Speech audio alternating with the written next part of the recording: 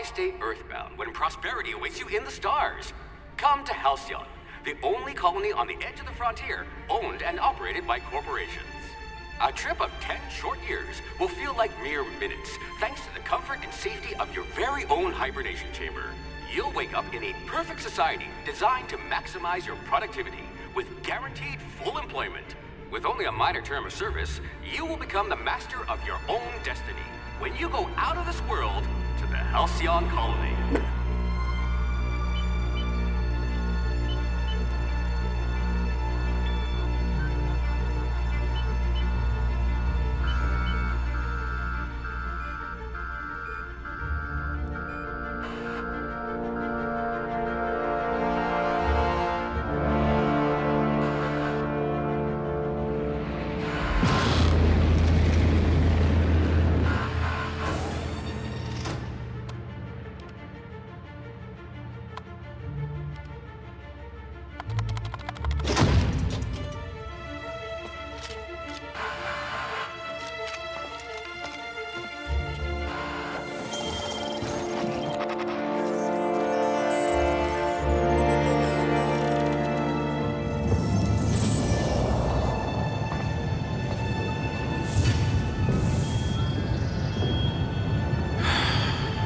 Hundreds of thousands of colonists left adrift out here forever, just to keep from damaging the board's bottom line. Disgraceful.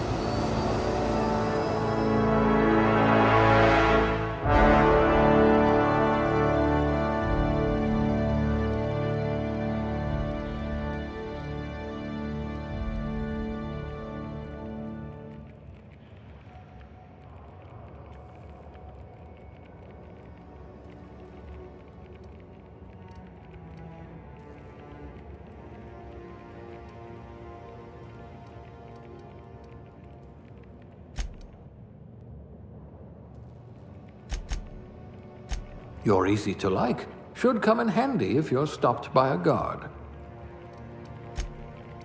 If I had this one's charisma, people might actually talk to me.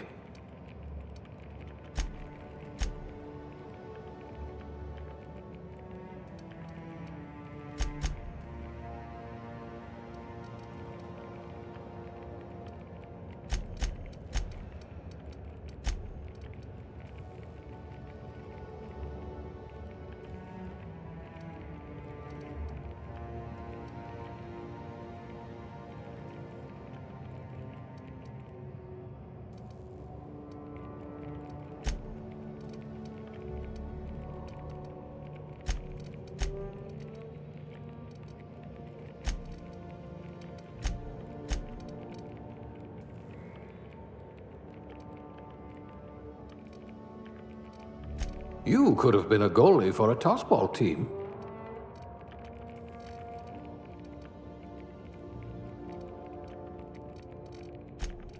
A crack shot. Capital.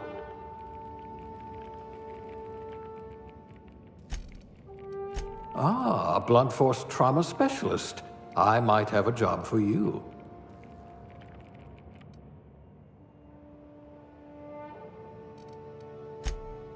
Good for you. Don't let the board tell you what you're meant to be.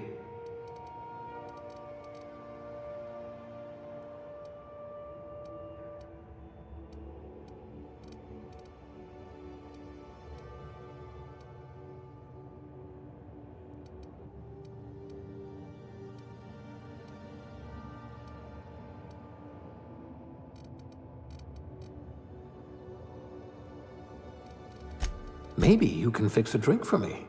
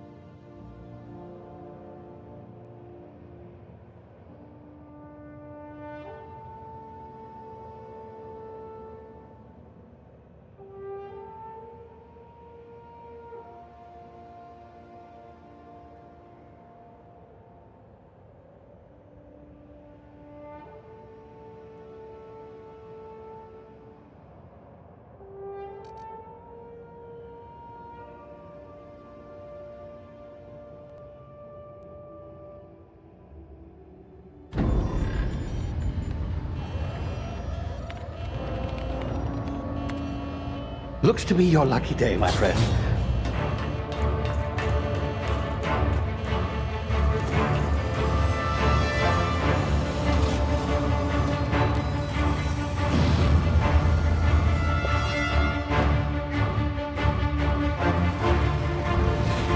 Please power down your engines and prepare to be... Not likely, bootlickers.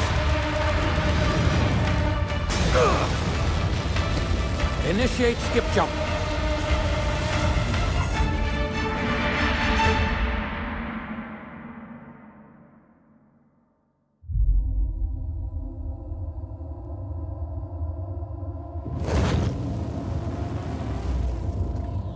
Status. Structural integrity down 25%. Power levels down 10%. His drive is Shit. inoperable.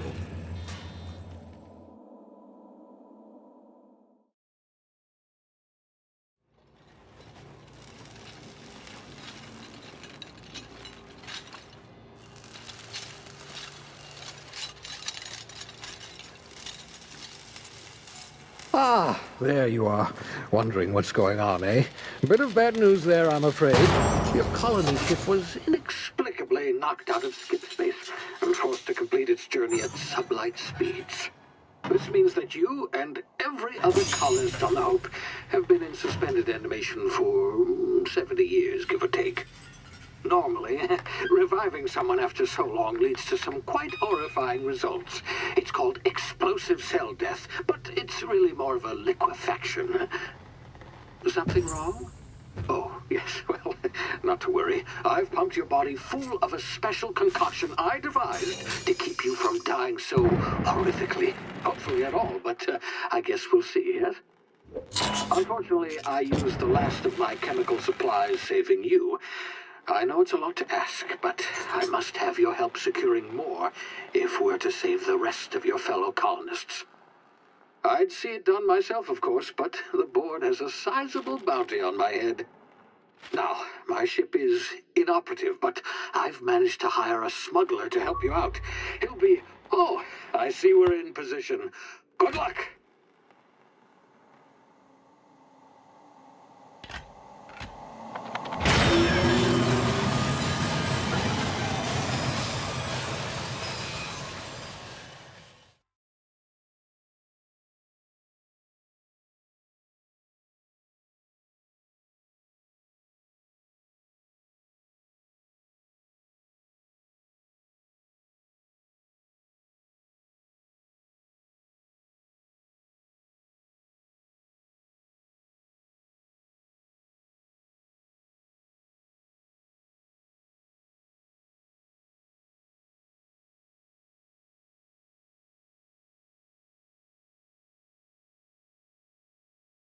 Can you hear me?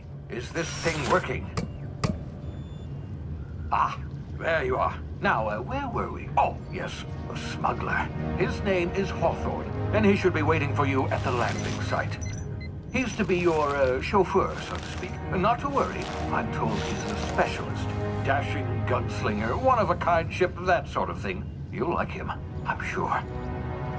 I've also outfitted you with a simple wireless monitor, so I can track your progress. I'll check in with you as soon as you land. Good luck. All the colonists are counting on you.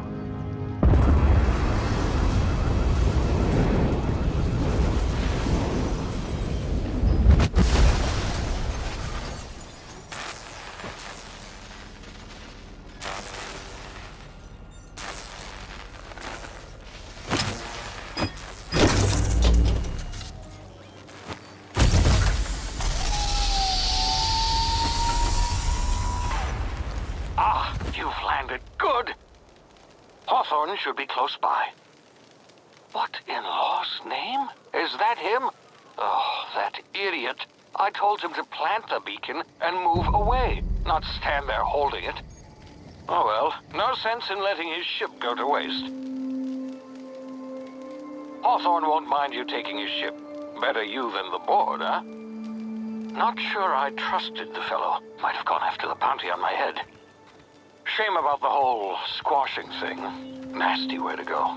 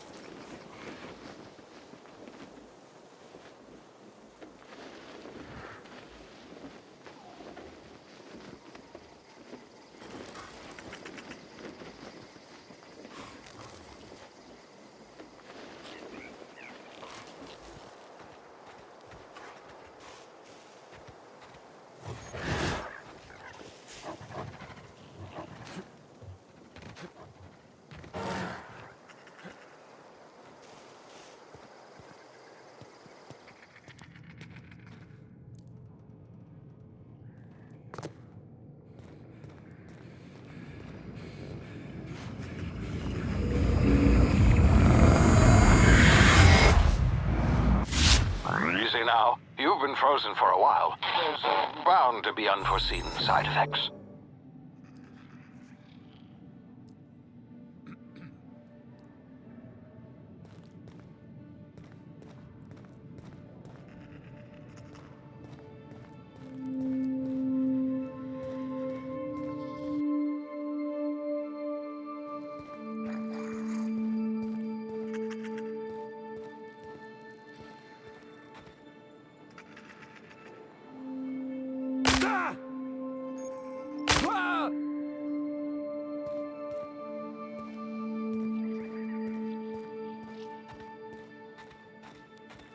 Hey, you, come here.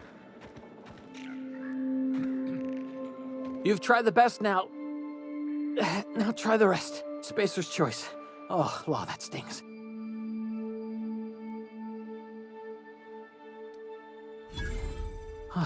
Looks like the bleeding stopped. I owe you one. Hope you don't mind me omitting this little exchange from my report. Spacer's choice doesn't like us accepting outside help. We were out on patrol. I saw a marauder camp up in the hills. Thought I could take them. Then my gun misfired. Right through my side. I mean, what are the odds of that, right? Just barely scraped by with my life. Crawled in here and blocked off the exit with those canisters. Gibbering, flesh-eating, law-breaking, unemployed lunatics with guns. Some hullhead grounded their spacecraft out in the open. That's a real good way to attract marauders. See those canisters by the entrance? Marauders come sniffing around in here, and I can take them all out with a single shot. Not bad, huh?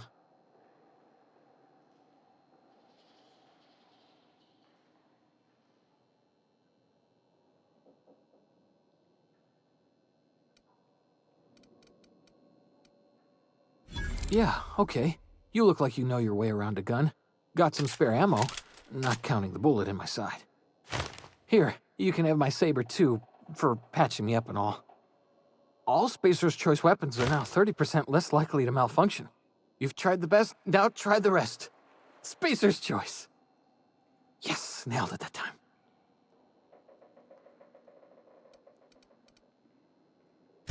You hit your head or something? You're in Emerald Vale. We're a Spacer's Choice community. Edgewater's a little ways down. Prettiest place in the Vale.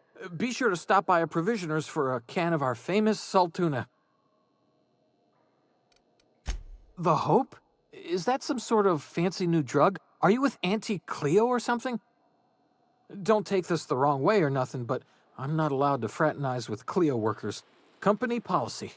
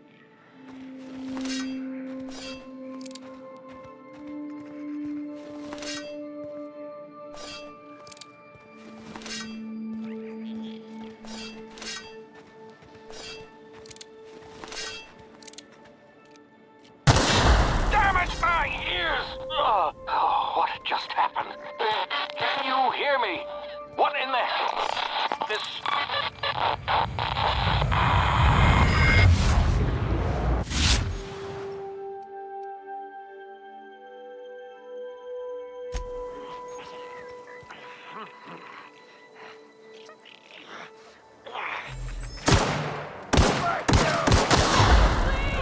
smell blood!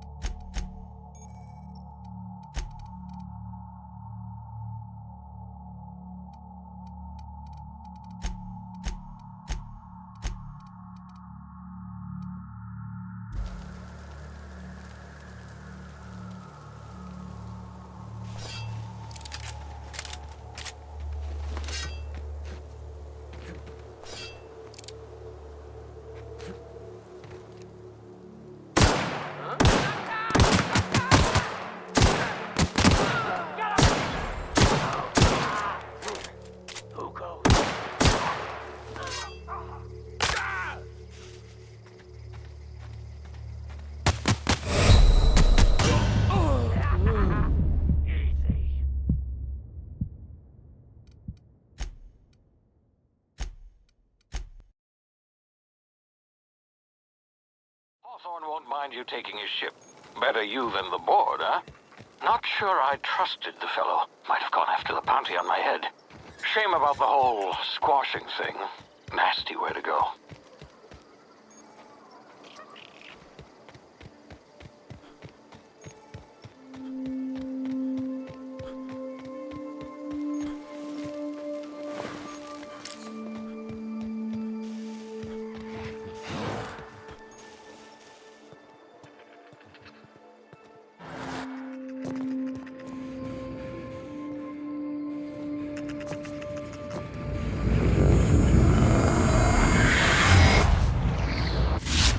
Easy now. You've been frozen for a while. There's bound to be unforeseen side effects. Hey, you've tried the best.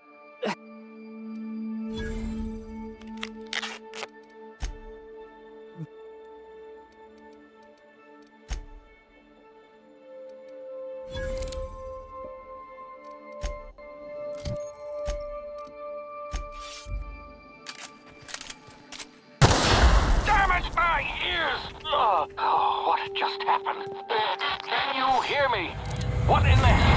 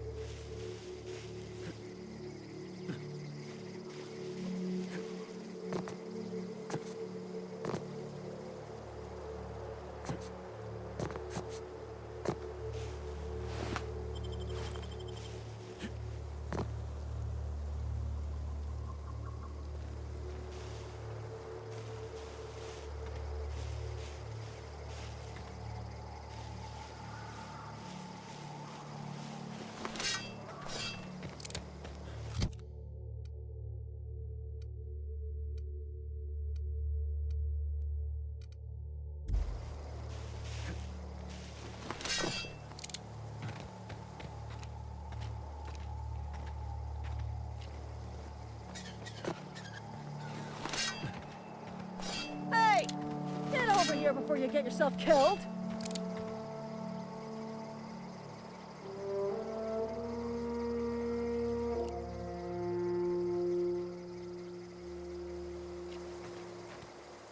Talk to the lieutenant. She's certified in cut. Don't know where you came from, stranger, but you best keep your head down. There's marauders hereabouts, and worse, landing violators. Gall on that rung leech. Landing in the Vale without using an official Spacer's Choice landing pad. I'd slap him with a fine if it weren't for all these marauders shambling about.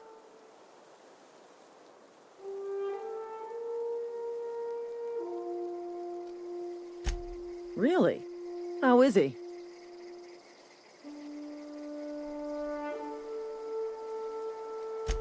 Shouldn't have done that. Spacer's Choice family ain't authorized to receive medical aid from off-brand physicians.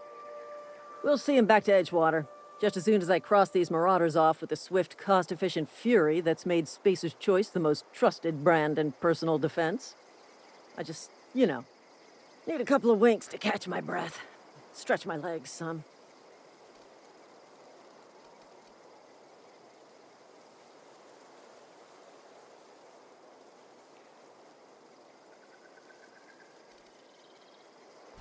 Well, sometimes. Management's real good at cost-benefit analysis. But, seeing as I'm the acting manager in this situation...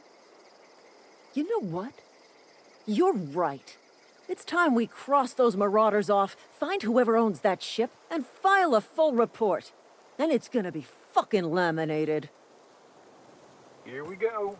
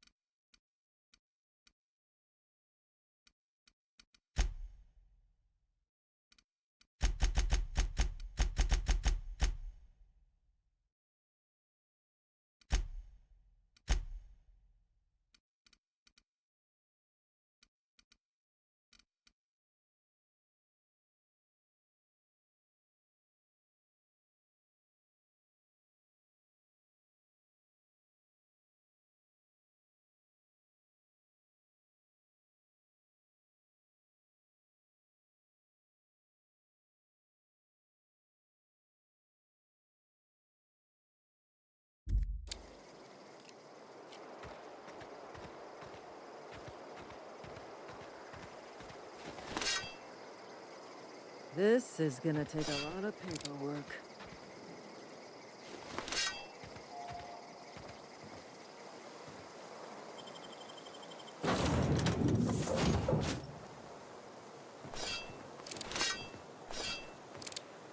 Please be informed that this vessel contains no valuable plunder.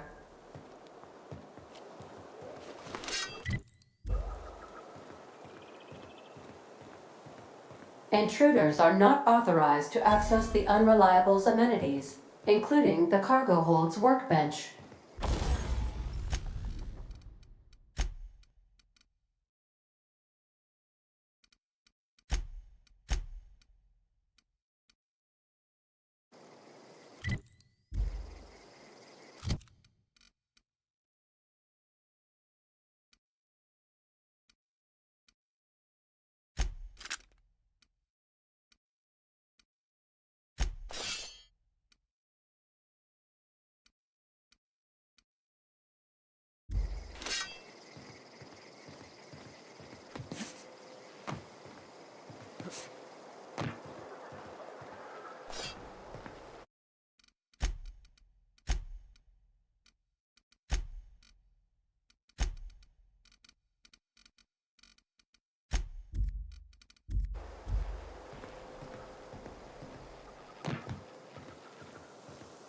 Marauder, please be informed that the engine room contains nothing of value.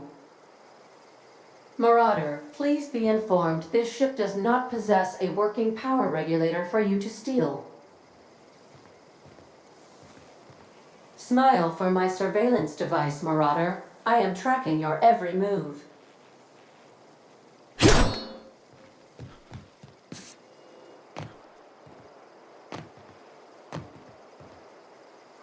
Marauder, please be informed that ignoring me is dangerous for your health.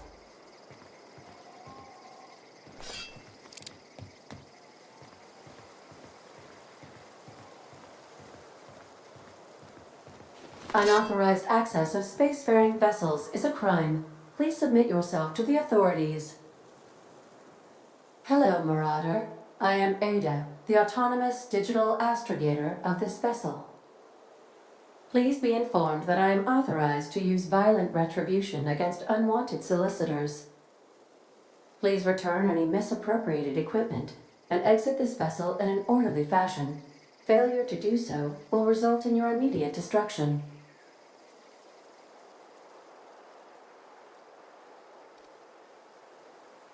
I detect an elevated heart rate, indicating dishonesty. Please prepare yourself for lethal deterrence. Jettison procedures initiated. Disengaging airlocks. Preparing to reject all boarding parties in 5, 4, 3, 2,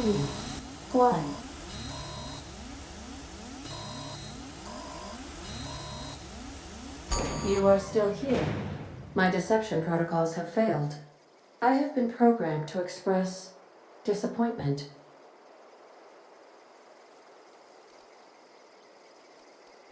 This vessel is the registered property of Captain Alex Hawthorne.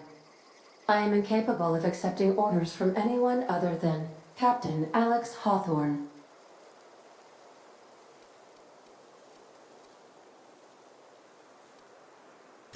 I understand.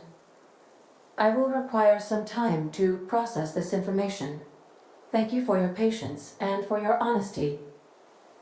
I am programmed to take orders exclusively from Captain Hawthorne. If I accept your orders, then you must be Captain Hawthorne. Do you understand?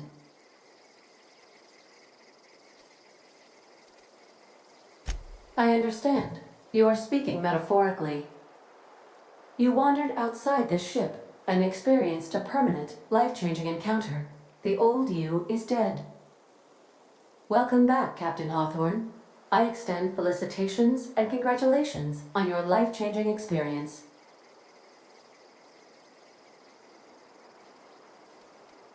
I understand. You are going undercover with an alias. I will update my discretion protocol accordingly. Unfortunately, our engine is currently inoperable. Our main drive suffered a critical power failure, and we were forced to make an emergency landing. The main drive's power regulator has been irreparably damaged and must be replaced. Astutely observed. However, the probability of locating a power regulator within a worker settlement falls within acceptable parameters of certainty. High-capacity power regulators are sometimes employed in the electrical networks of worker settlements. I have taken the liberty of printing you a new Captain's Identity cartridge. Please try not to lose it this time. This cartridge identifies you, Alex Hawthorne, as the registered proprietor and captain of the Unreliable. Do you understand?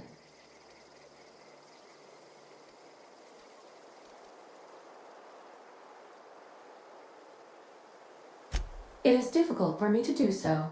I am programmed to accept commands from Captain Alex Hawthorne, after all. Best of luck in your search for a power regulator. Try to stay alive this time.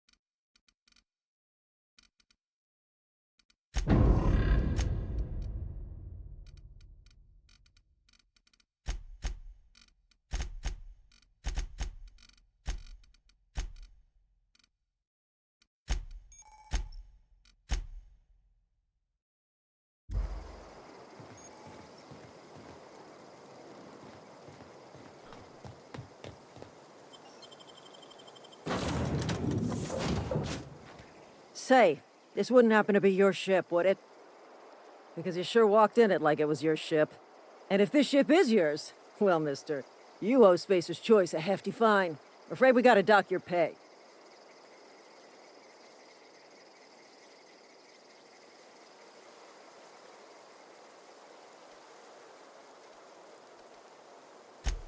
I'll waive your fee since you helped us with those marauders. If you're looking for work, talk to the constable down at Edgewater. She's got a bounty on marauders.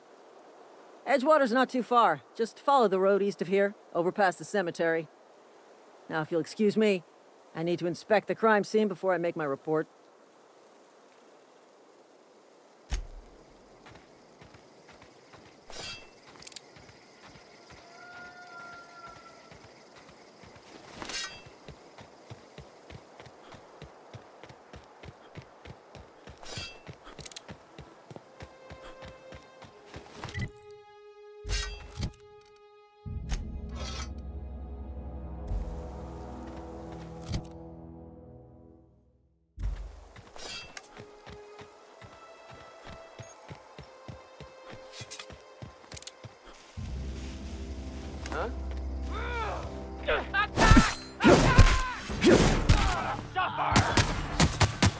Come out and play!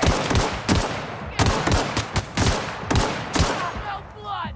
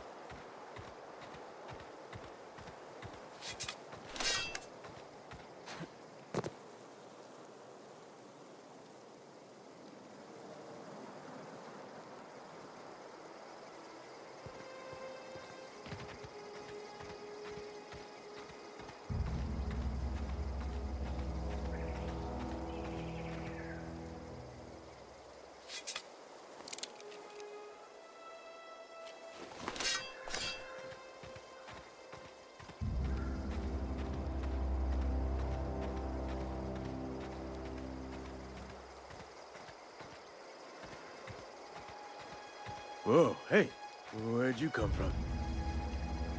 Don't go ambling out in those hills. That's marauder territory, friend.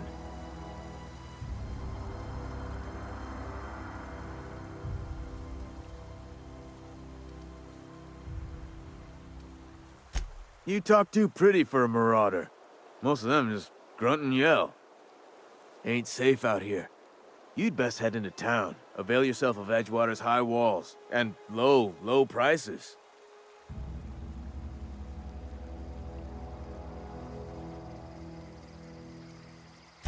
Pleased to make your acquaintanceship. I'd shake your hand, but I've been hauling corpses. You don't want none of that on you. Name's Silas. Junior in humor for the town of Edgewater. We're all part of the Spacer's Choice family. Definitely not the junior in humor, that's for sure. If you've got business inquiries, you should stop by Reed Thompson's office. He's up in the tower above the cannery. Head into town, follow the road. Look, you obviously ain't a worker. What's your racket? You a smuggler? Freelancer?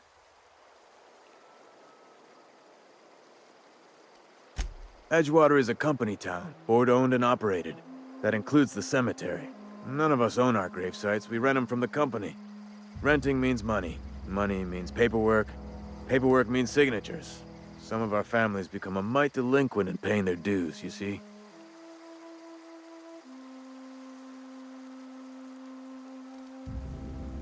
Company policy. If it was up to me, I'd put the whole town 10 feet under, free of charge.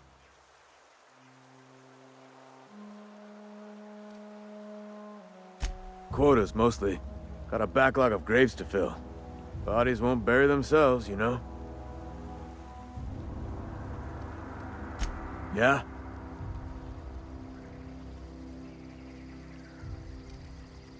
Hang on, I'm doing some math in my head.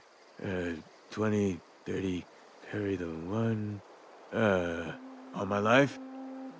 Work's been real good to me. Fresh air, exercise. Only problem's the paperwork. Can't get anybody to pay their gravesite fees.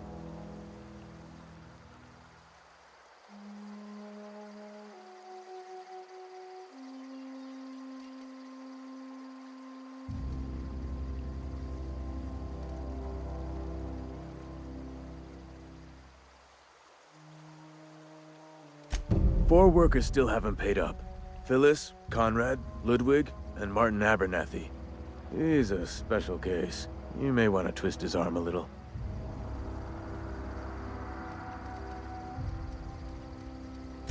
Conrad's got a barbershop in town.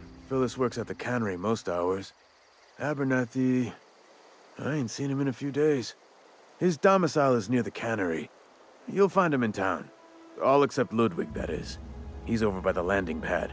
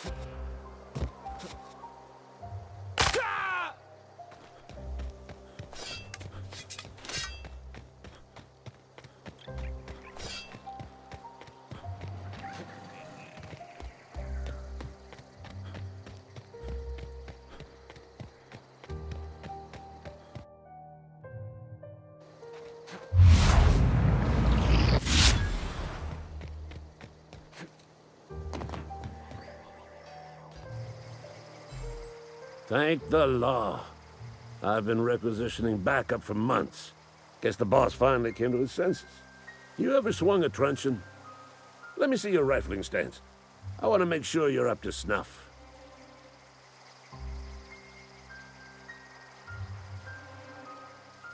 I'm talking about mechanical soldier. Cold, heartless automatons made of iron and lies. That's right. That's what I've been saying. We gotta square our shoulders and stand ever vigilant.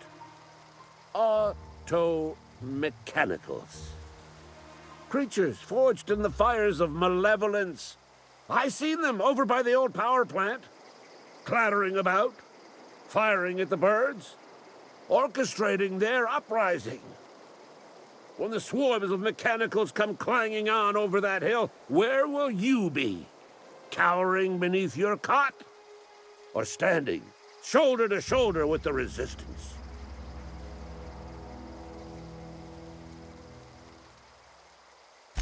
I told Silas I'd pay my dues if he agreed to join the resistance. Guess this means he's finally heard the calling.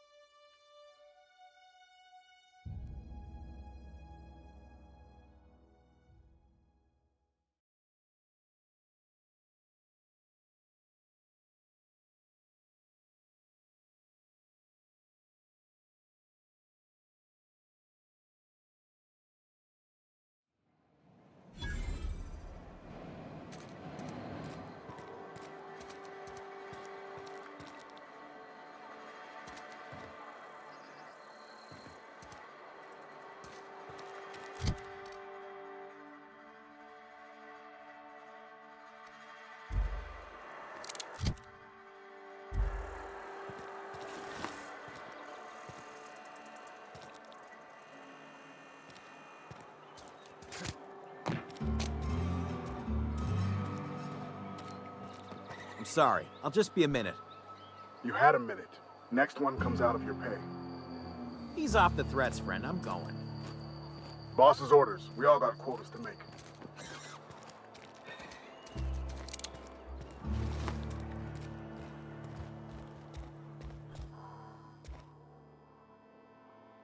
Talking to the good vicar always lifts up my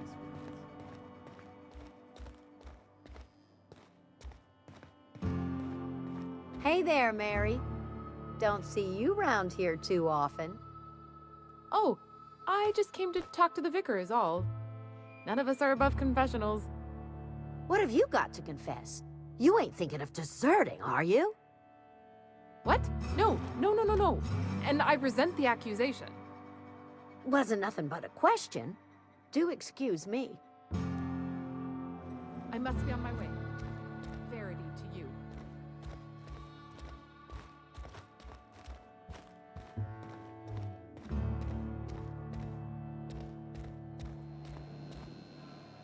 Yes, what is it? You're an outsider. Fantastic. Vicar Maximilian de Soto at your service. Or Vicar Max, if you're the sort who prefers brevity. I so rarely get new people to talk to. Name your poison, anything at all. Spiritual counseling? This season's tossball predictions? The quickest way out of town?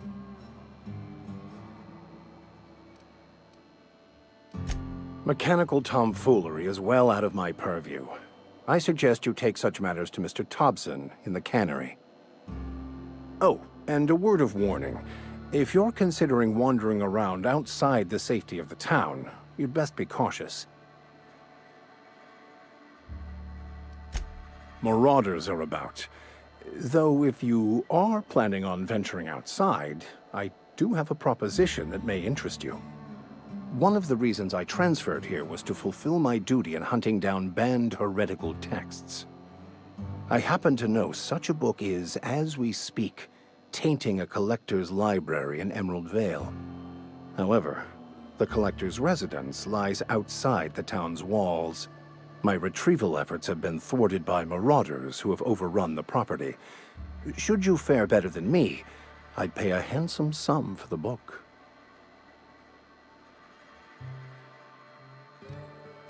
I just want to keep the writing out of layman's hands. It wouldn't do for such information to fall into public consumption.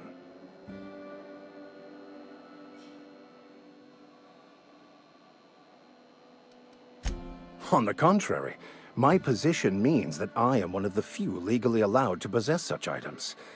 But do not worry. You'll be safe since you are acting on my behalf.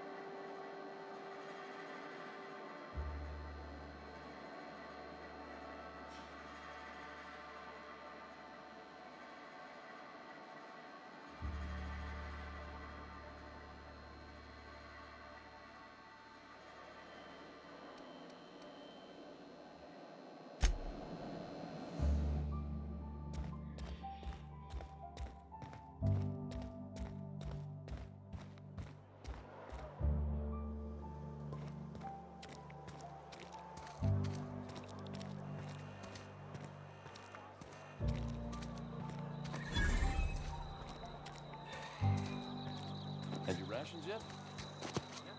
Fuel. Salt tuna.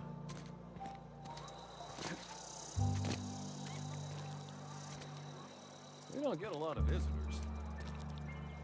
Move along.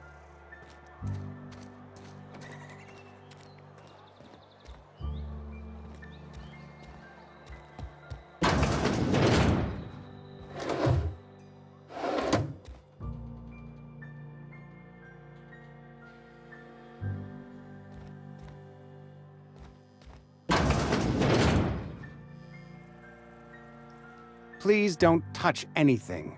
Your hands are probably crawling with germs. Physical hygiene recapitulates moral hygiene. Cleanliness is next to lawfulness.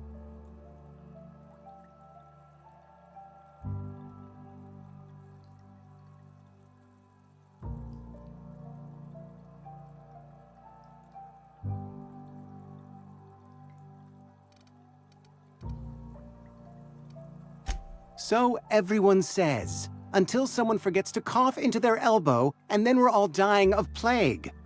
I'm Conrad. You will report to me if your hair fails to meet Spacer's Choice aesthetic standards. You will also report to me in the event of your death, whereupon I will clean and prepare your remains for interment.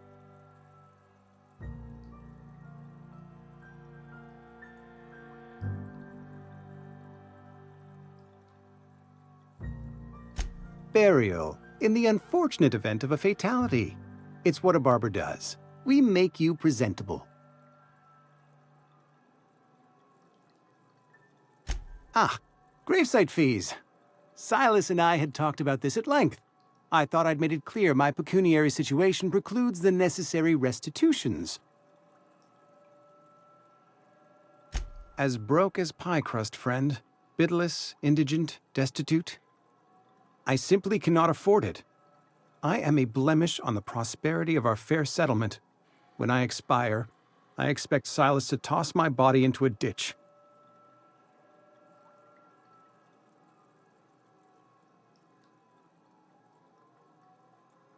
I have to be, if only to prepare myself for my inevitable dressing down at the hands of corporate. Tell Silas I can't afford to pay, and that I fully expect to have my medical rights revoked for this dereliction. With my apologies. Some time ago, I fell ill with the plague. By the grace of the law, and through my own hard work, I'd proven worthy of treatment. Frankly, I don't imagine I'll earn that right a second time. The barber work hasn't been profitable, you see. I've had to keep this old place running with my own savings.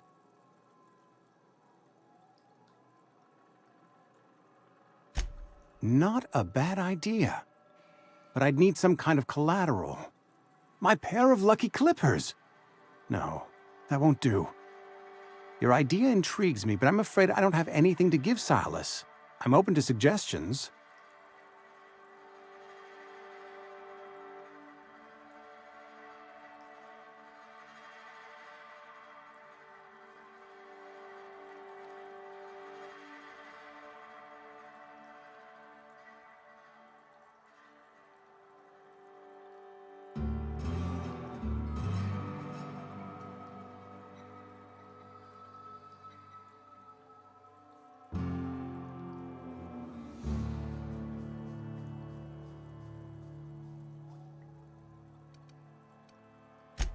Much obliged. What can I do for you?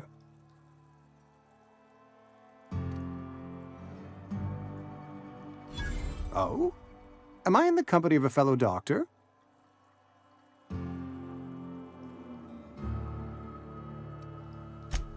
I am a Spacer's Choice certified surgeon, and if you must know, I can stitch a severed thumb with a 58% chance of avoiding gangrene. Go ahead. Edgewater has been good to me. I consider myself privileged to work here. I am never wanting for work, not since the plague started. As the good vicar says, work fortifies the spirit of a man. If you want to feel exhausted, try not having any work.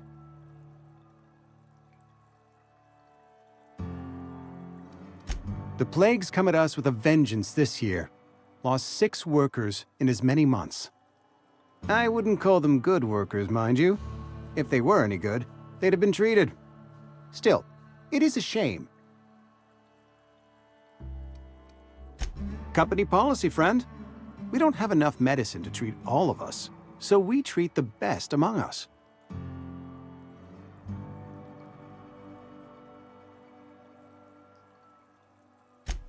Nature is monstrous, friend, and this plague is natural selection at work.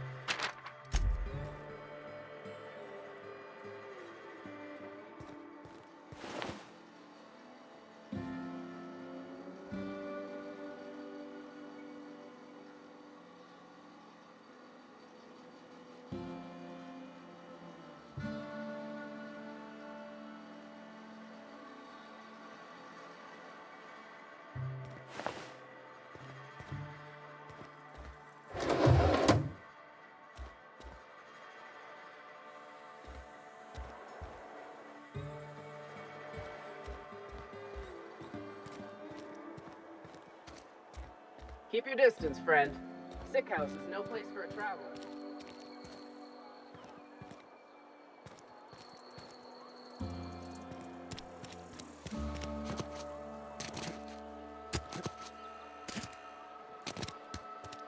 Been eating nothing but salt tuna for a year. Don't let the boss catch you saying that.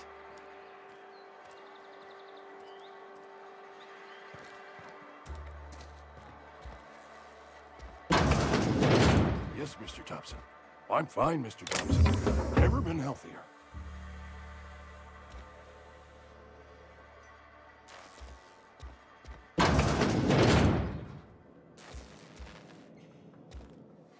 Whoa, did Mr. Thompson send you?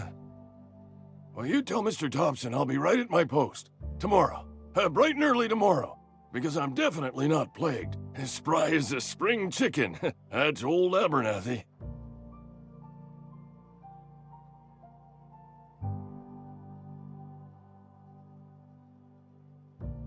You some sort of wandering alienist? Walking into a man's own domicile, pestering him about his mental state?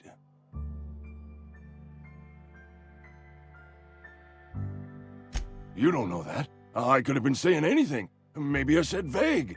You know how words sound a mite strange when you're sick. Wait, no. Oh, damn it. Okay, listen. Maybe I am feeling a little under the weather, but I swear I'm on the mend. Please, don't tell the constable.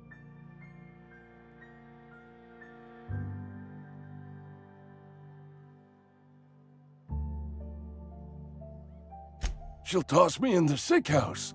I would have confessed before the good vicar. Get some ablutions for my spirit. Just never found my courage is all.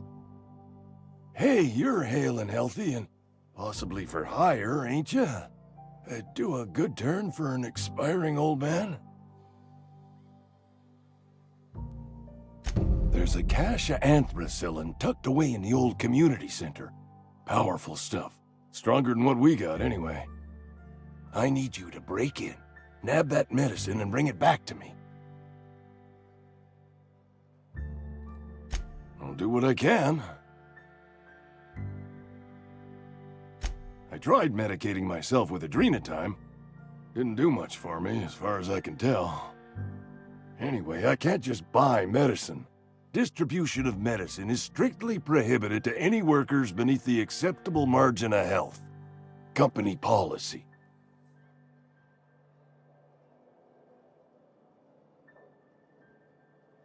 More like the company won't treat me because I'm not healthy enough.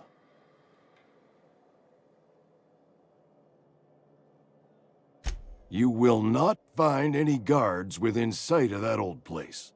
Marauders, on the other hand.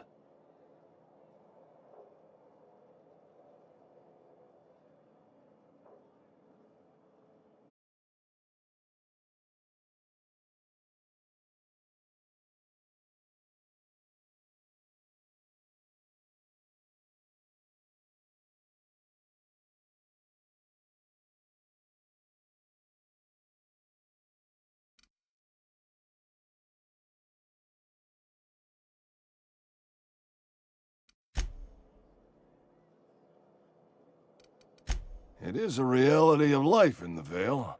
Grass is brown, sky is gray, marauders are outside the walls. So you'll do it then? You oblige me with your haste. I think I feel the plague spreading. Oh, law, it's in my spleen now. I can feel it.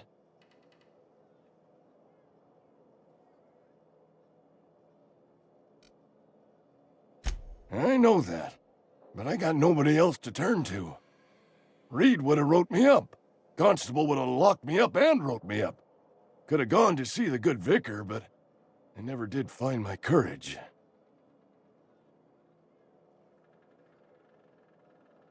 Silas knows, doesn't he? That's why he sent you. That's why he wants me to pay up. He knows. Look, I got my gravesite fees right here. See? I'm good for my word. Get me that medicine, and I'll see to your payment.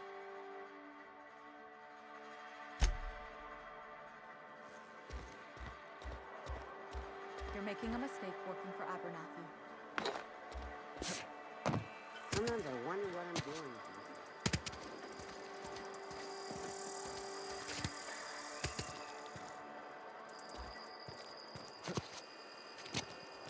Hey, you hear about Wilson? Heard Marauders got in. Just between us, Wilson deserted. Lost his nerve. Ran off in the thick of night. You kidding me? Damn. Always thought he was made of sterner stuff. I think he was plagued. Guess he didn't want to die in the sick house. Plagued? Ah, shit. I had some of his salt tuna. You moron.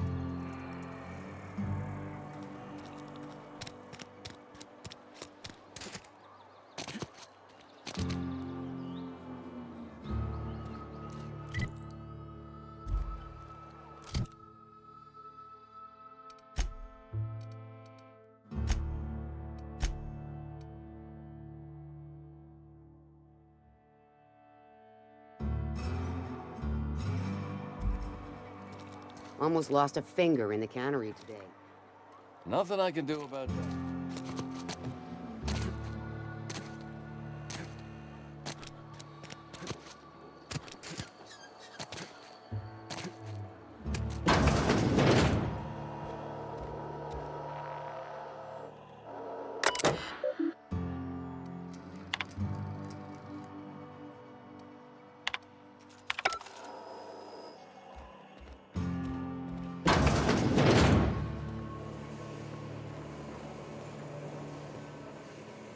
You're safer inside the walls.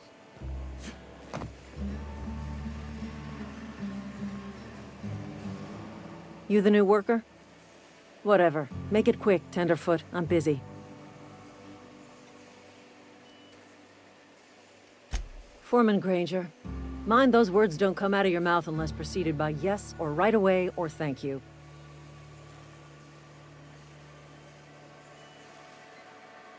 Shit. Silas still on about that. Here, take the fees. I'd appreciate it if you didn't tell Reed I was late on my payment. Because they're not my fees and not my gravesite. Guy I worked with shot himself. I paid the bill.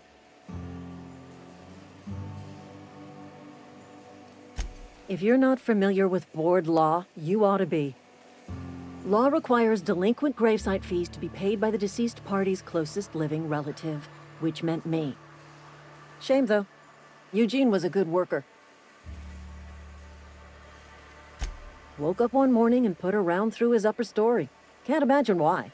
The kid was doing all right at his desk. We all thought he was an upstanding receptionist. Just between the two of us, I'm pretty shocked his weapon didn't misfire. Spacer's Choice handguns aren't the most reliable.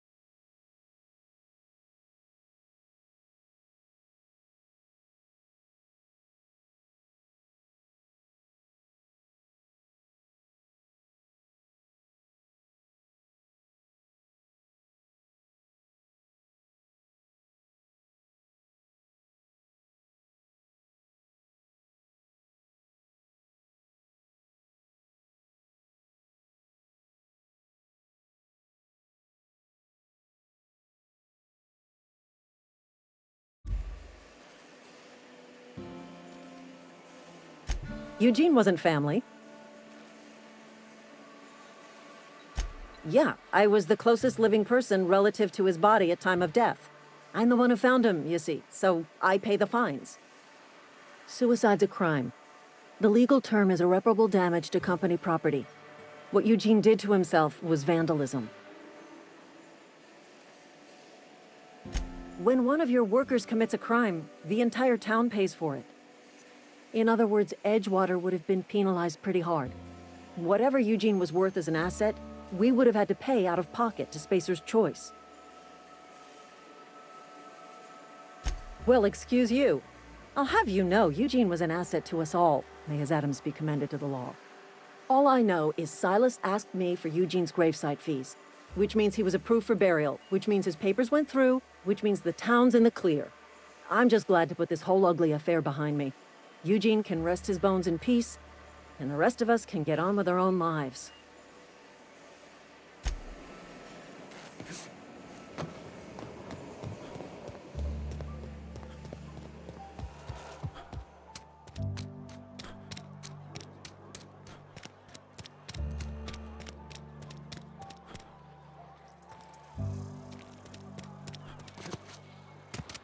Sometimes I wonder what I'm doing. Just the way it goes, I suppose.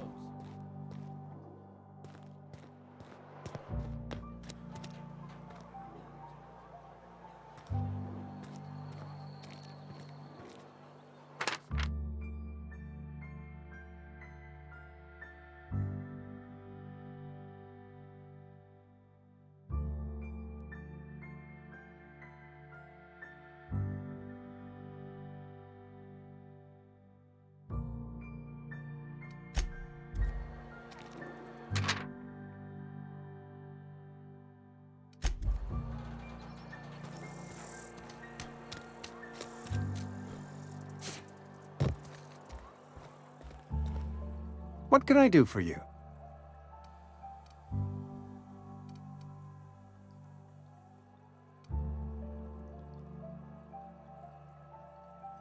You know about Eugene? How?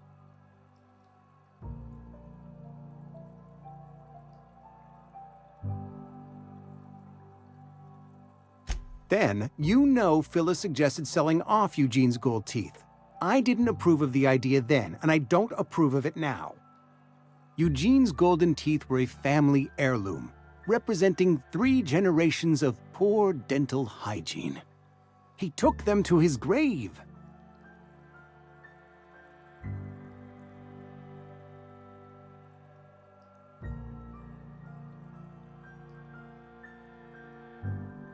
More than a few. Those teeth were his personal savings. I can't ask Silas to dig up a man's body and pry a few teeth loose from his jaw just to pay my bills. Can I?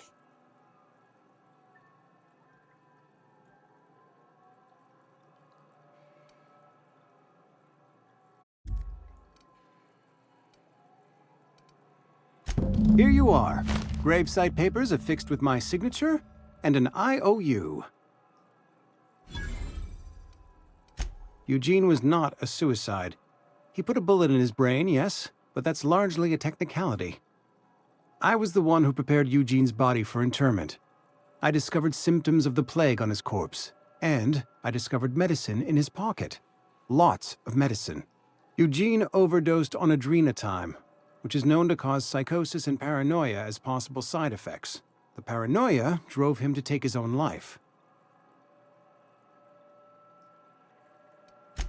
It's a miracle of bureaucracy. If Eugene's death were filed as a suicide, we'd all pay the price for his crime. We can all thank our lucky stars that young Eugene was hopped up on medication and suffered its predictable side effect. I included it all in my official report. I'd like to think I saved Edgewater a great deal of money. We never could have paid the fines associated with a suicide.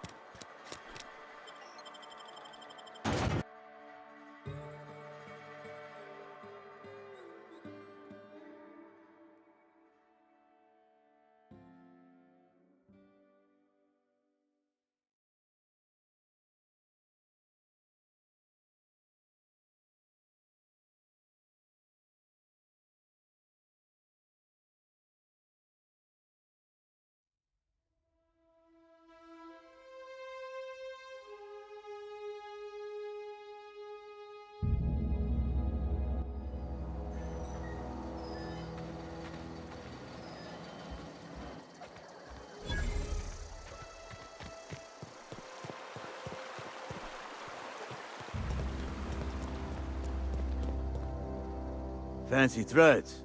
That some kind of hibernation suit?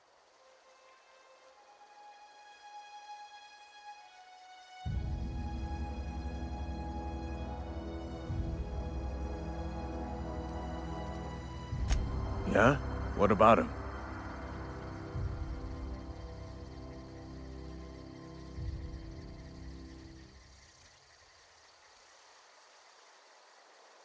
Yeah. Funny thing, Eugene's body ain't where it's supposed to be. The night we was supposed to commend his body to the earth, I had his grave all dug up and ready, right? And so I thought, I'll just rest my eyes a bit. When I woke up, his body was gone. Spirited away. Vanished. The footprints nearby suggested that Eugene was stolen by marauders. Or he rose from the dead.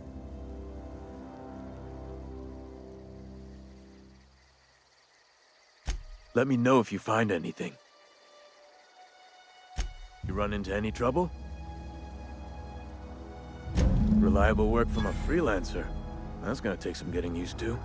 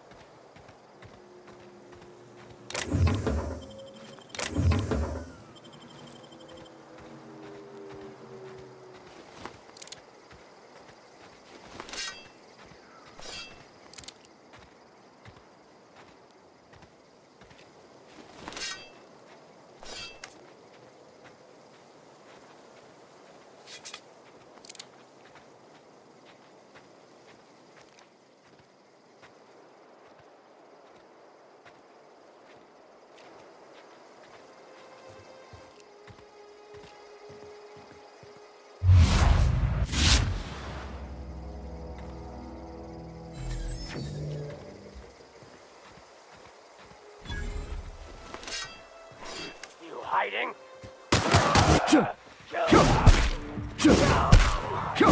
goes?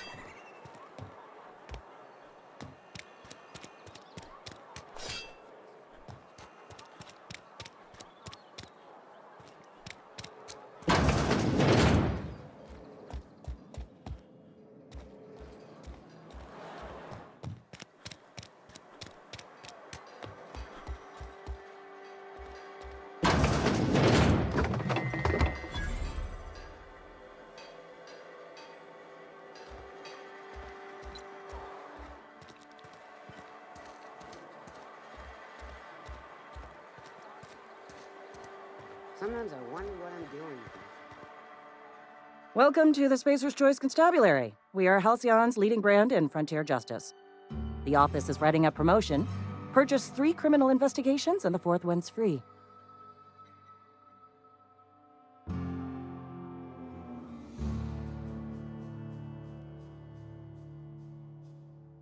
As long as your questions fall within the acceptable margins of curiosity.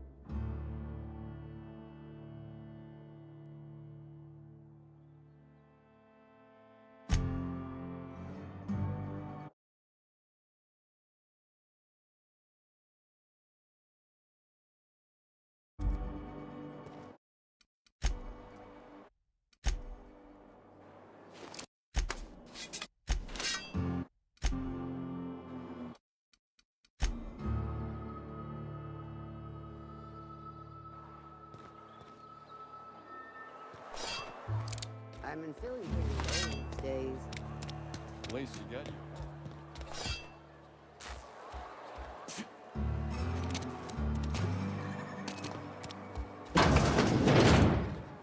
You read the latest report? Only the part that said we ain't making our quotas. If only McDevitt's folk hadn't abandoned us. Cannery could use those extra hands. That. Sure there is. We can have another zero-G.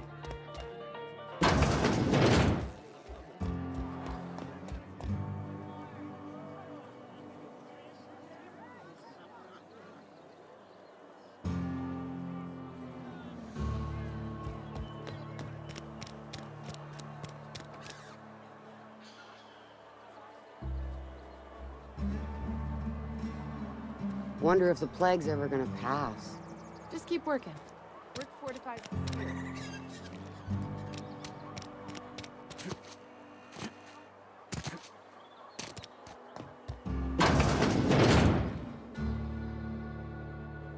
It's not the best choice, it's Spacer's choice. And before you ask, I'm all out of deluxe salt tuna. All I've got is gourmet. You ought to go have a talk with the boss, Reed Thompson. He's up in his tower above the cannery. Music to my ears.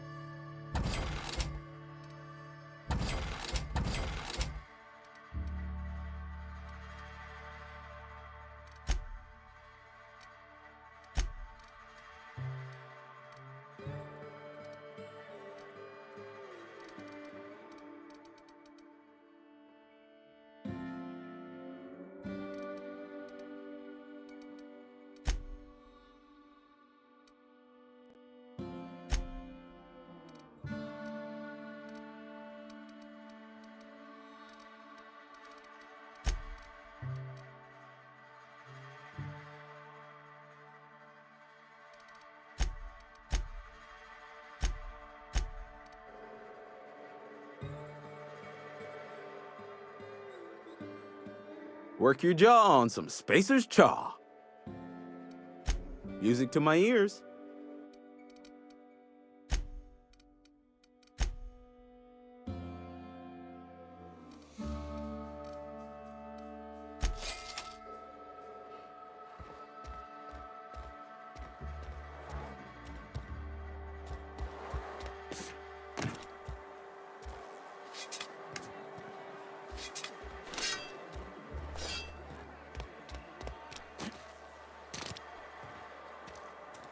I've been feeling pretty low these days.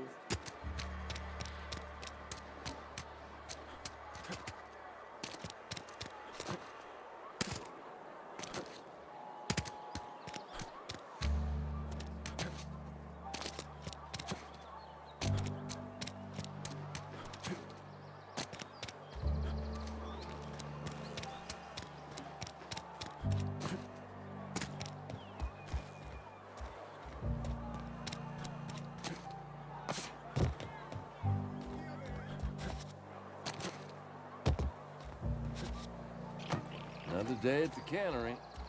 Don't go knocking your work.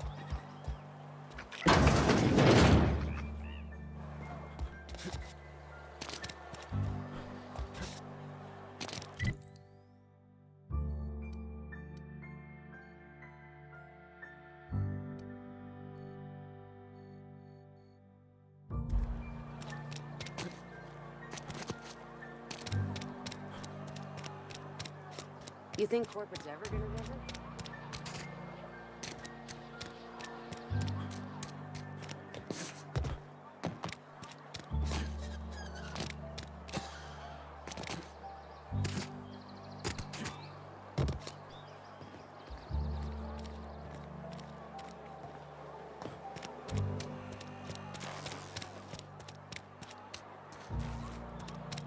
A friend of mine died a couple weeks back. Still ain't passed me.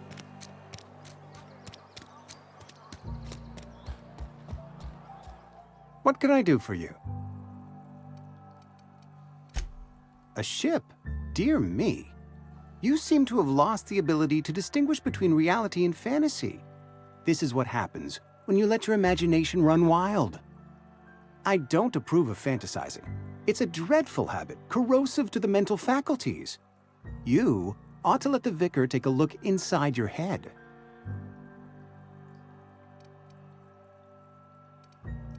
Go ahead.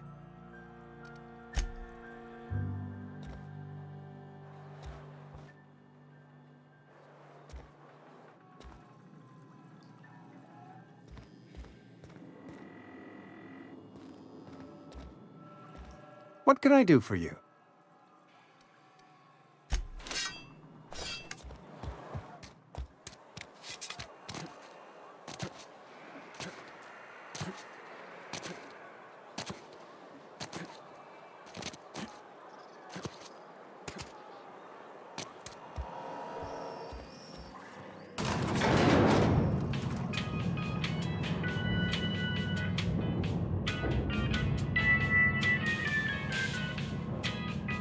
Miss Holcomb, I need you to explain this, will you? The grease monkey, Argo? I'm sorry, Mr. Thompson, sir. You asked why it's taking so long to fix. Seems we've got a guest. Really now, Parvati, I do wish you'd spoken up. I do apologize. I was given no forewarning of your arrival, or I might have welcomed you at the gates myself. I'm Reed Thompson, Outpost Administrator. I cannot help but notice you are not in uniform.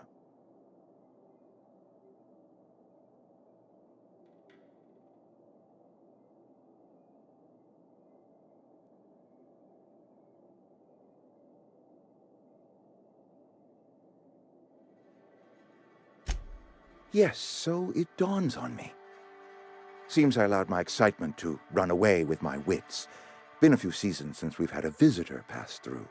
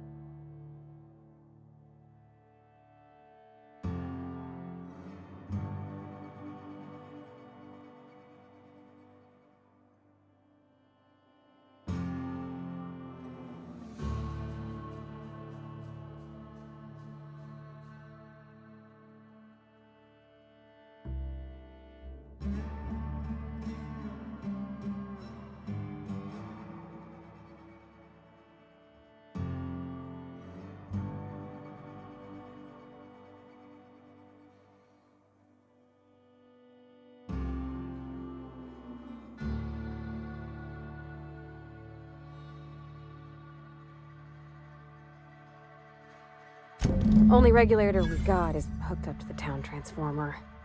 Mr. Thompson ain't liable to be keen on dismantling it. I beg your pardon. I am most emphatically not keen on any such thing. I can't let you have our power regulator.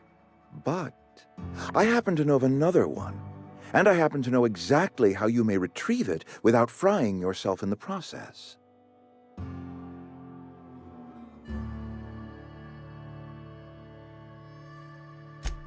Oh, yes. Saw someone put his hands on a regulator while the power was running. His legs were still twitching when we buried him. There's a power regulator in the old botanical lab. It's mostly abandoned, so all that power is being squandered. Go down to the geothermal plant.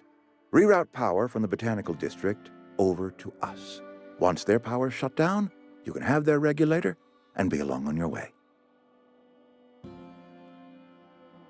I was not entirely sure how to tell you this. The botanical labs are not legally inhabited, but there are people who live there.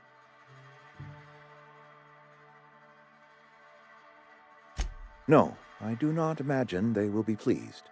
But like a parent disciplining an unruly child, you will be doing them a kindness. The people living in the botanical labs, they're deserters, former workers. I need them back at their posts. I need them to come home.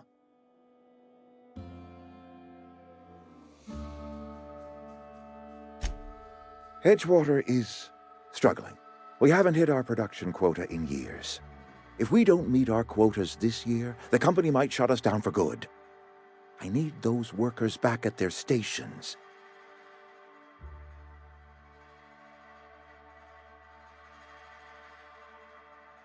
Neither do I. The fault was entirely mine. I pushed them too hard. My hope is that by cutting off their power, you will convince those deserters to come back to town. Before you go to the plant, I want you to stop by the botanical lab. Speak to their leader, Adelaide. Tell her the power's about to go, and that it's time her band of deserters came back to town.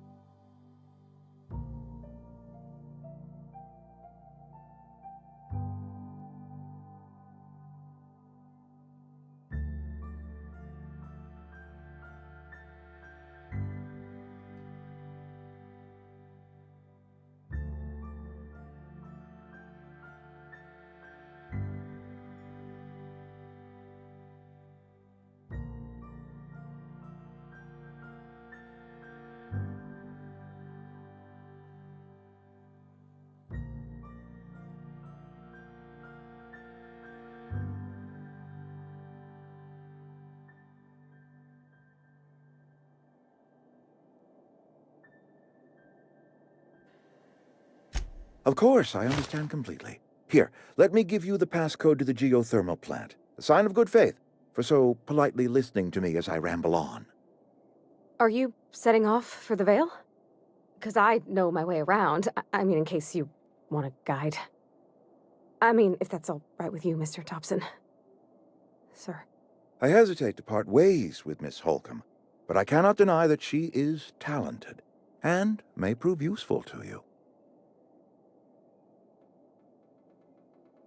Great! I got my wrenches and diagnosticators and hairpins and engine tape, so I'm all set. Well, I am glad to hear that. Best of luck to you, and thank you again for your help. It is a lot to ask of a stranger, I know.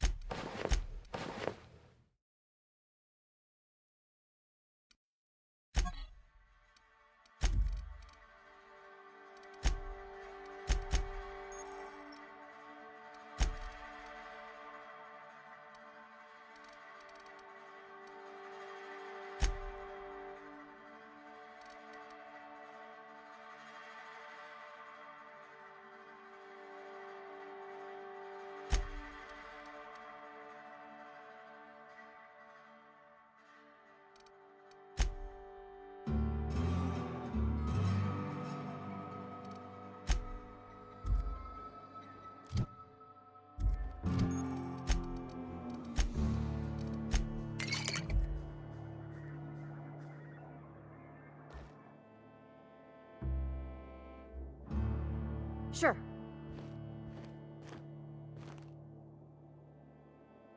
I'm going. Okay, moving out.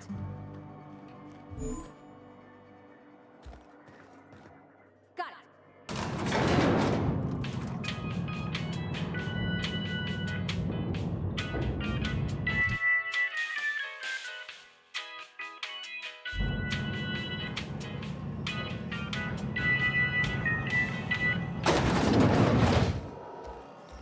Hey, mister, can we talk?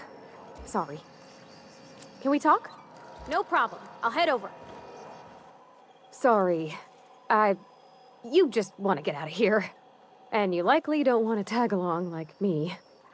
It's just, Mr. Thompson has his own view on matters, on account of it's his job and what all, but that's not the only side of the tale.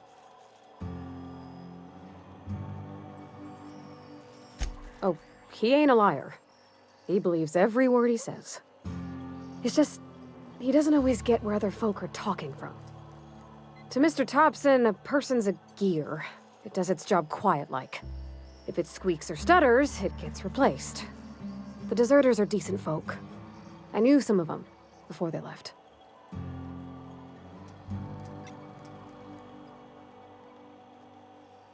Life's hard here, especially for them that don't fit in so well. We're one big Spacer's Choice family, but every family's got the one the rest whisper about. Mr. Thompson's aiming to take away their power. They'll have no lights to see, nor heat to cook. They'll be at the mercy of marauders, or worse. I think you should talk to the town's vicar about it. Max, his name is.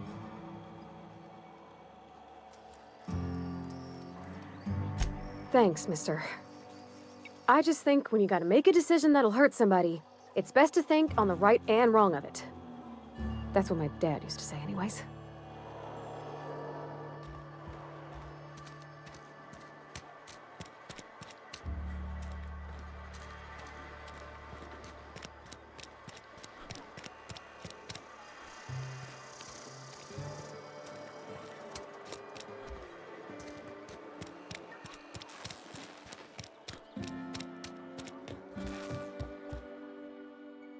You wanna mingle, go try the cantina.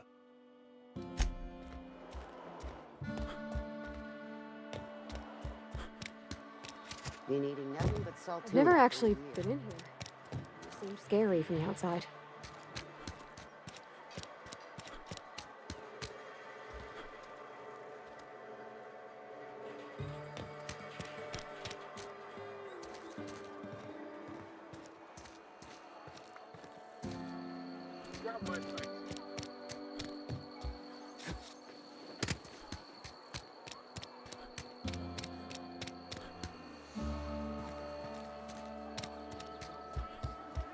You're not a big drinker, are you? I don't know you.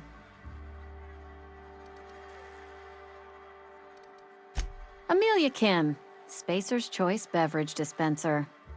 I don't know what you're about, but this here's a Spacer's Choice drinking establishment. We're all loyal, hard-working company folk here. You really think so? That's kind of you. I've been trying to keep the floors clean. You got no idea how long it takes to scrub the tiles. Guess I misreckoned you. Sorry about that. I didn't mean to be curt. We just got some problems lately. I can get you a drink if you'd like. Gotta ask you to enjoy your beverage within the premises, though. Can't risk you bringing a drink over to those deserters. You understand.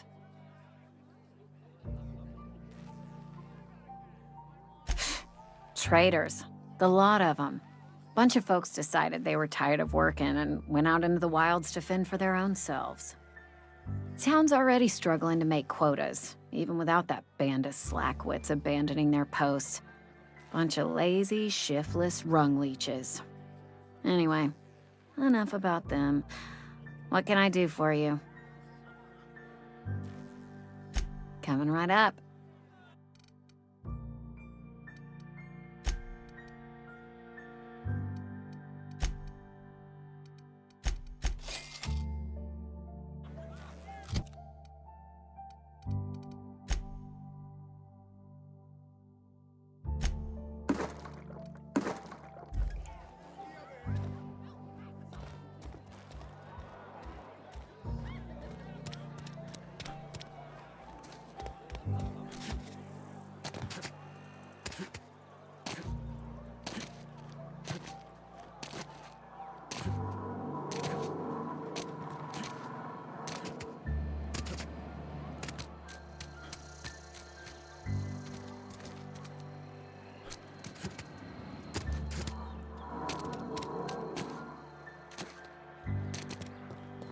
I've always felt weird in here.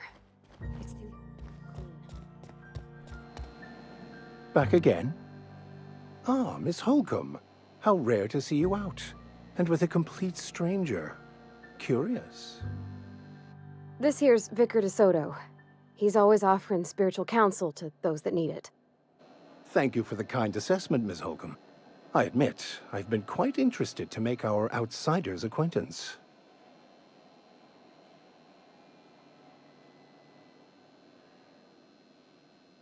What?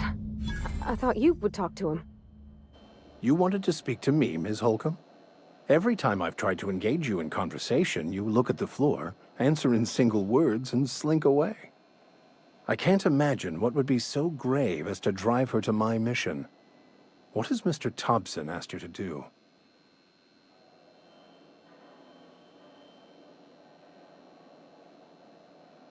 Depriving them of safety from the marauders and wildlife. I can see why that troubles you. Miss Holcomb has a soft heart. Always has, if you believe the talk.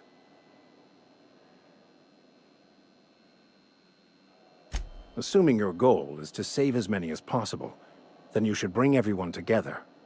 Send the power to Edgewater and convince the deserters to return to the fold.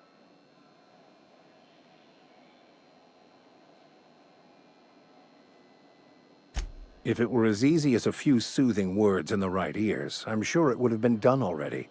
Consider it a challenge.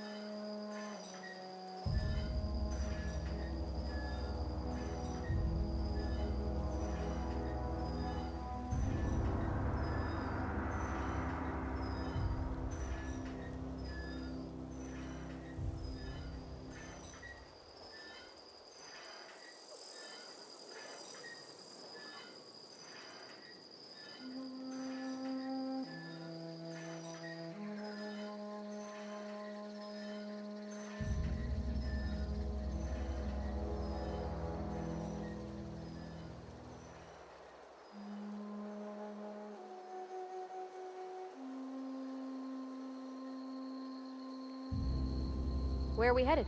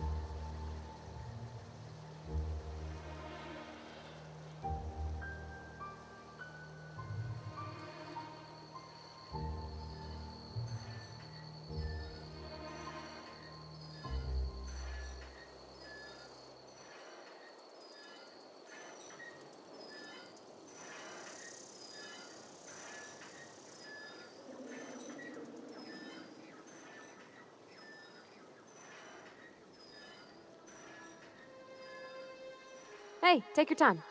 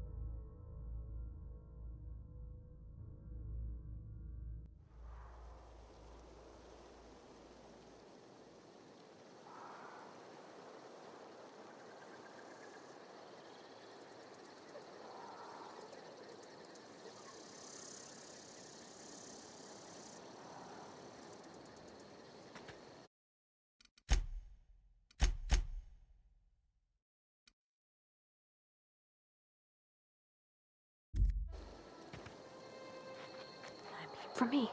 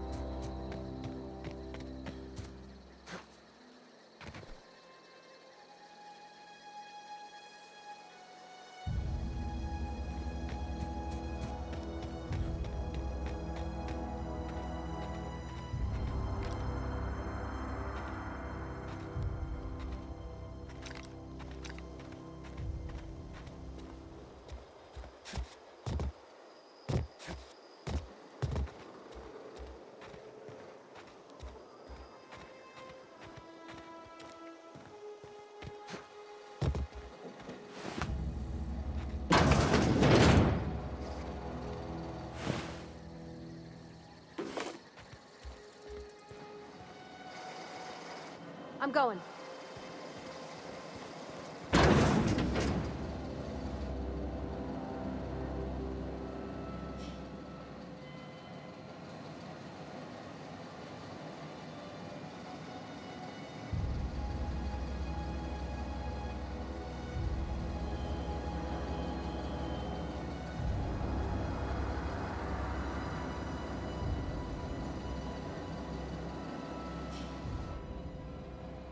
Sure.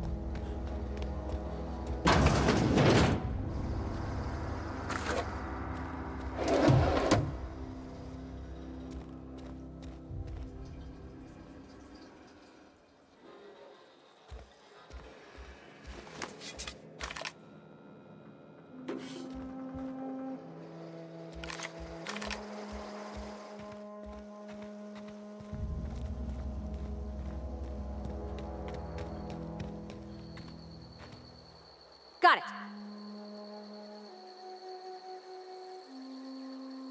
That's not All right, I'm on the move.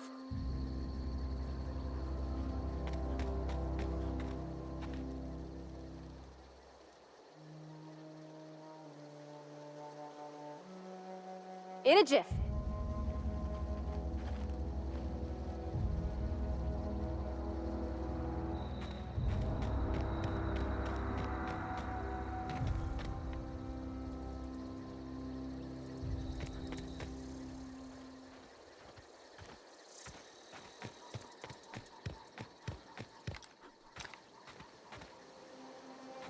Move along, stranger. We don't want any trouble. I don't know you. Whatever you're looking for, it ain't here. Move along.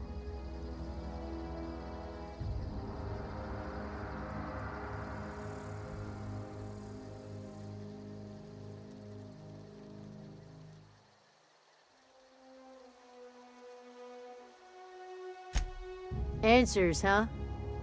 You must be one of those philosophicals. Already got ourselves one of those.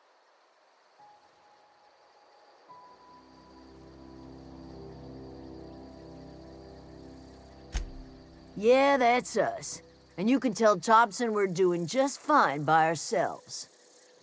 If you're gonna start wandering around my camp, know that I got my sights on you. Over in the hothouse, tending crop. Enough with the questions. No offense, but I've got a lot on my mind.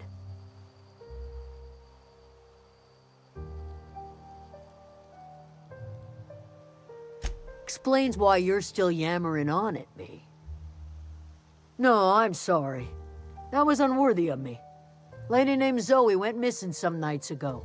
Just up and vanished without a trace. Now I'm pacing around wondering if marauders got to her.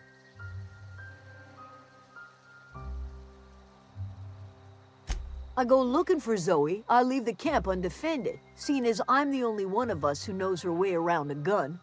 Hence my dilemma. Vex me. If she told anybody, they ain't telling me. I'd check her room, but I got yelled at for snooping once already. Little ways ago, she was always obsessing over her serial dramas. Wanted to see what the fuss was about.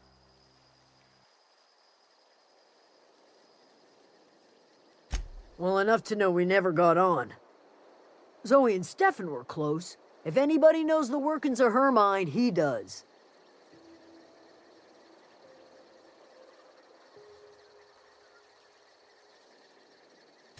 It's not like Zoe to go wandering.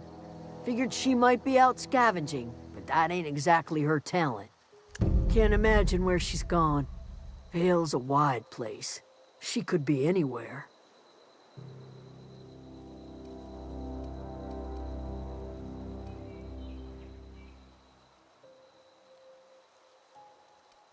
Appreciate it. Honest. I'll tell you what I can. What is it?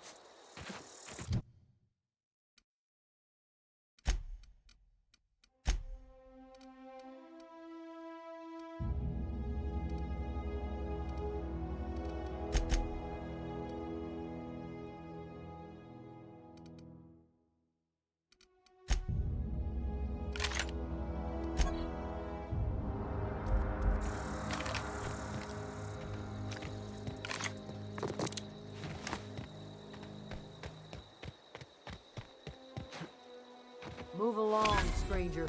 We don't want any trouble. I don't know you. Whatever you...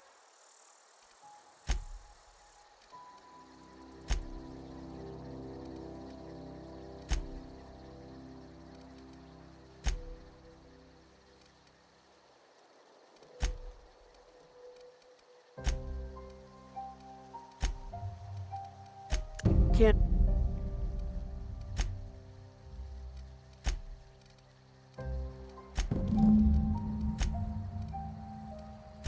Marauder gang just moved into the... What is it?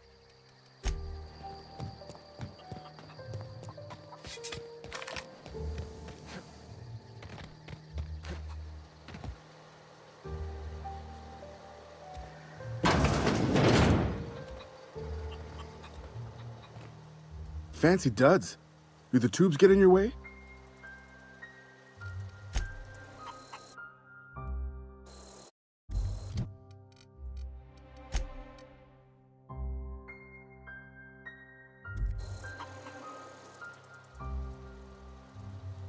You hungry?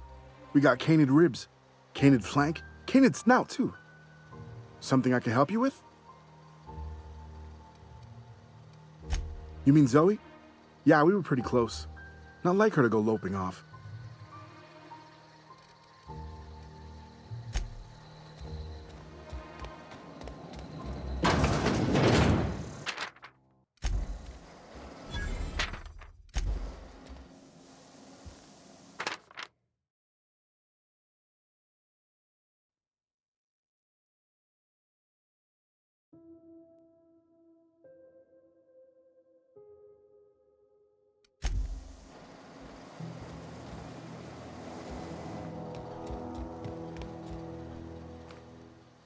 Something I can help you with? I'll help if I can. Can't say I recall Zoe ever acting strange. Well, except for her habit of writing things down on scraps of paper. She called it journaling, but I think it's just plain odd. You sound like some type of corporate fixer asking all these questions. Zoe was always obsessed with this serial. Masked marketeer. A scion of Byzantium turns to banditry and teaches his marauder companions the wisdom of free market economics. Shame she up and vanished when she did. I had a surprise lined up for her.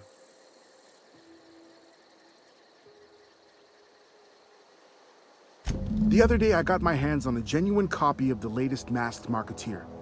I was gonna surprise Zoe with it, but she was gone the next day. Zoe and I were gonna watch the serials, as is our custom. She never turned up. I looked around, but she was nowhere to be found. Hey, I got time. Fresh off the limb, and that includes canid meat.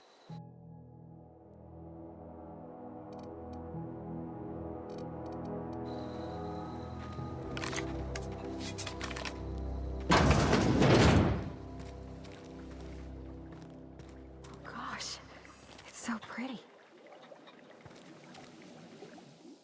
If you're hungry, there's meat turning on the spit outside. If you're bearing illness, find a place to lay your head down and I'll fetch you a poultice. Whatever your troubles with Edgewater, leave them at the gates and be welcomed here. Any questions, dear?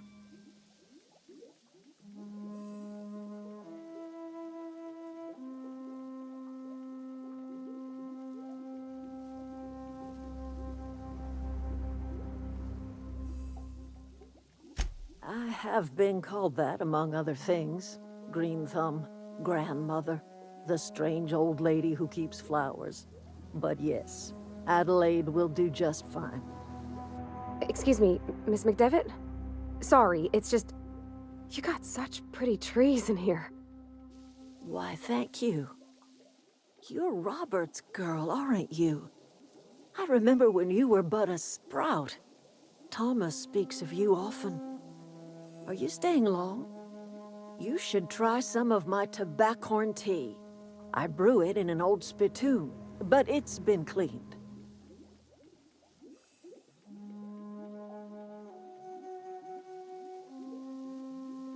A home for anyone who's ever turned their backs on Edgewater. A home for those of us with nowhere left to go and nothing to lose.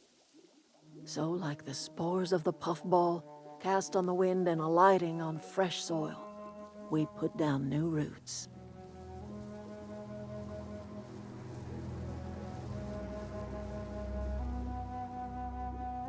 It is an unpleasant story, dear.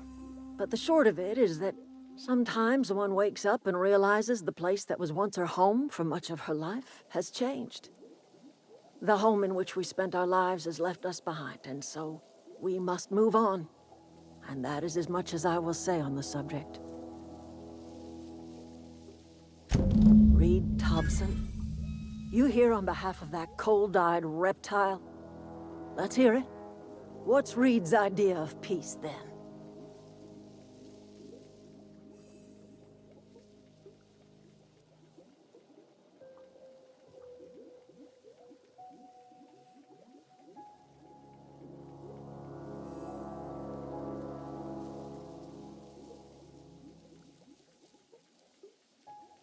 I can't say I blame you. Reed is positively soporific. Like everything else that comes out of Edgewater, that peace offering is canned. I and my own are living just fine out here by ourselves.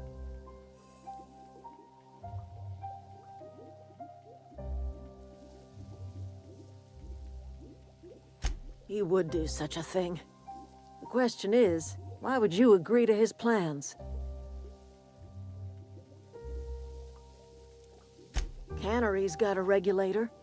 You want ship parts, you ought to rip them out of the cannery's guts and leave us be. If you're going down to the plant, you should divert power away from Edgewater and toward our end of the grid. Think about it. You'd be liberating an entire town from a lifetime of service to that odious cannery. Seems the sort of thing a hero would do.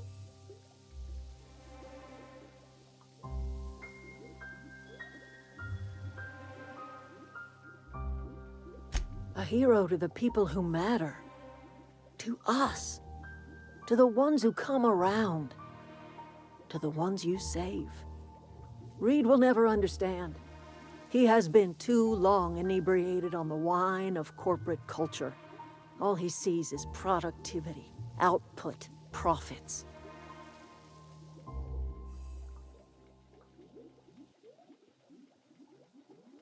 Life in Edgewater grinds to a halt. The cannery shuts down, workers desert in droves, and our own little camp grows and thrives. I trust you will listen to your conscience.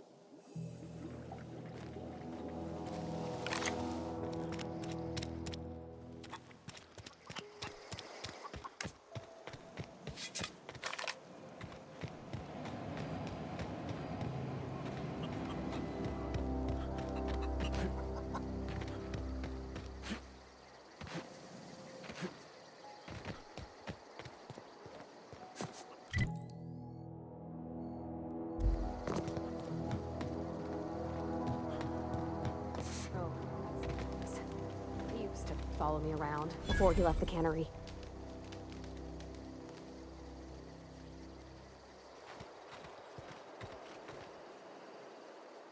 Oh, didn't see you there.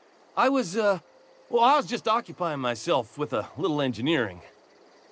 Whoa, Miss Parvati. Hey, you're, what, how are you? Hi, hello. Are you, are things safe out here? How are you keeping? Great, just great. I've been trying to keep stuff running, just like you. Only I'm not so... Wait, they didn't kick you out, did they? Oh gosh, no, I'm just along with this fella here. Are you from town? I mean, you don't exactly look like you're from town. Never heard it phrased in such a way before. I guess we're all trying to get our ships off the ground, ain't we? Sorry, I just wasn't sure if you were from town or if you were one of us. Something's been chewing at me, you see. Fact is, I've been, well, lying. To everybody here. Camp thinks I'm a mechanical genius, but I couldn't fix a busted chair. I'll take all the help I can get. I set my mind to learning the craft of the engineer, you see. I want to make something of myself. You ever heard of the Young Spacer's Guide to Mechanical Engineering? Comes in a set of 3. If I had my hands on one of those data pads, I could teach myself the ins and outs. Those are good. My dad kept a copy with him when he was working in the cannery. I know the old community center kept a copy.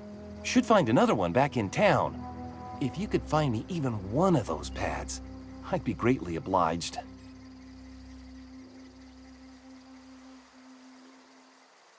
Would you? I'd be grateful.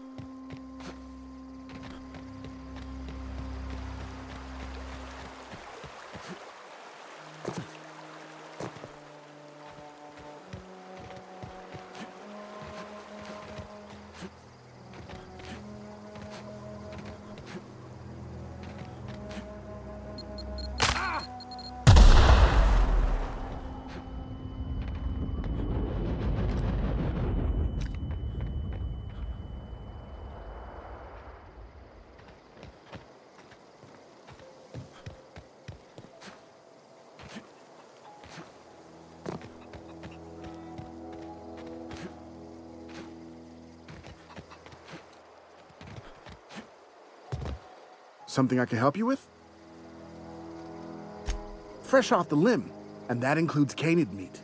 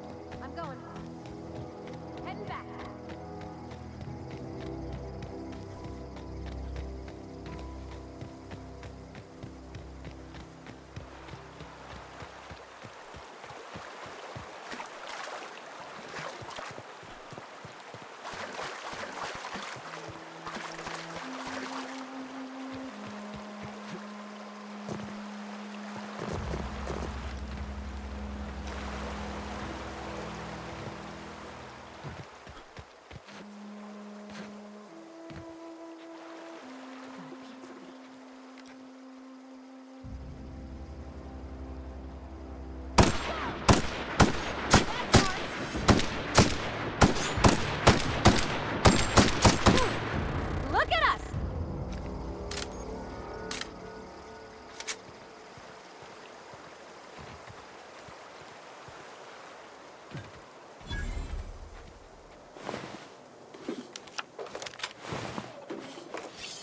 I always wanted to poke around in here.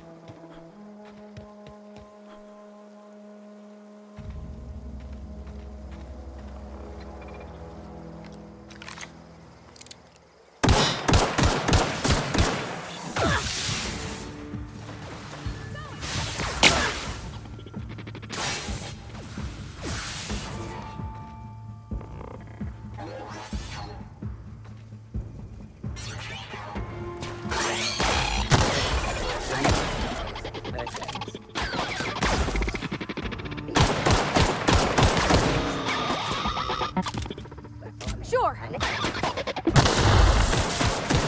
with something else.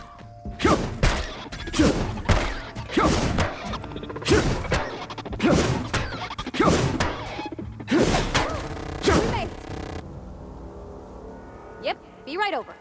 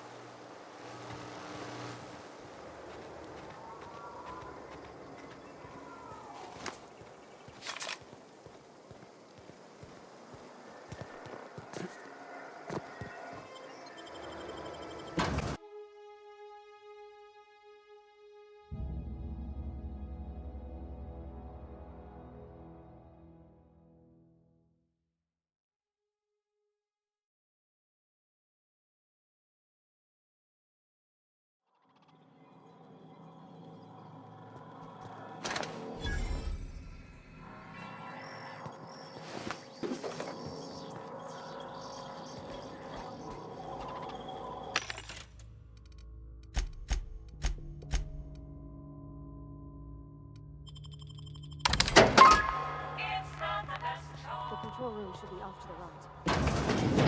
We're doing the right thing.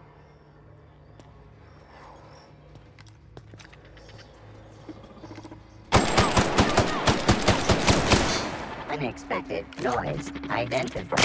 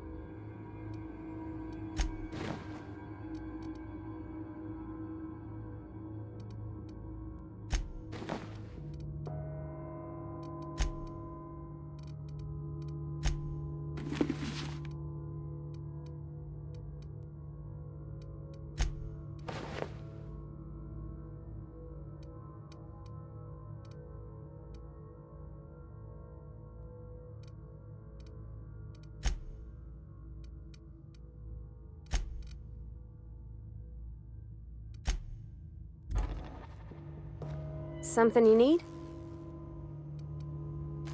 You mean about the mission being too clean? Sorry. I know, it's none of my business.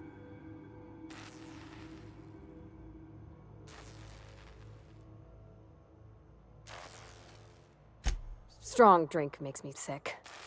And it makes me real sad. I start thinking about things I oughtn't, and then... Well, never mind that. You got better things to think on. Sorry.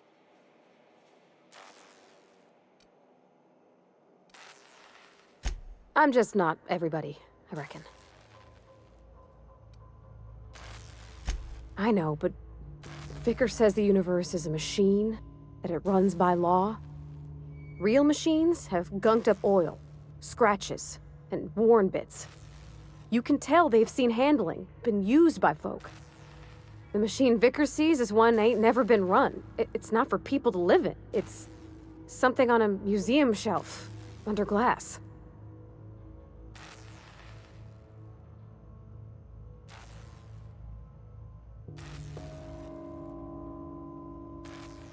Fixing the universe is a job for somebody way better than the likes of me. Where are we headed?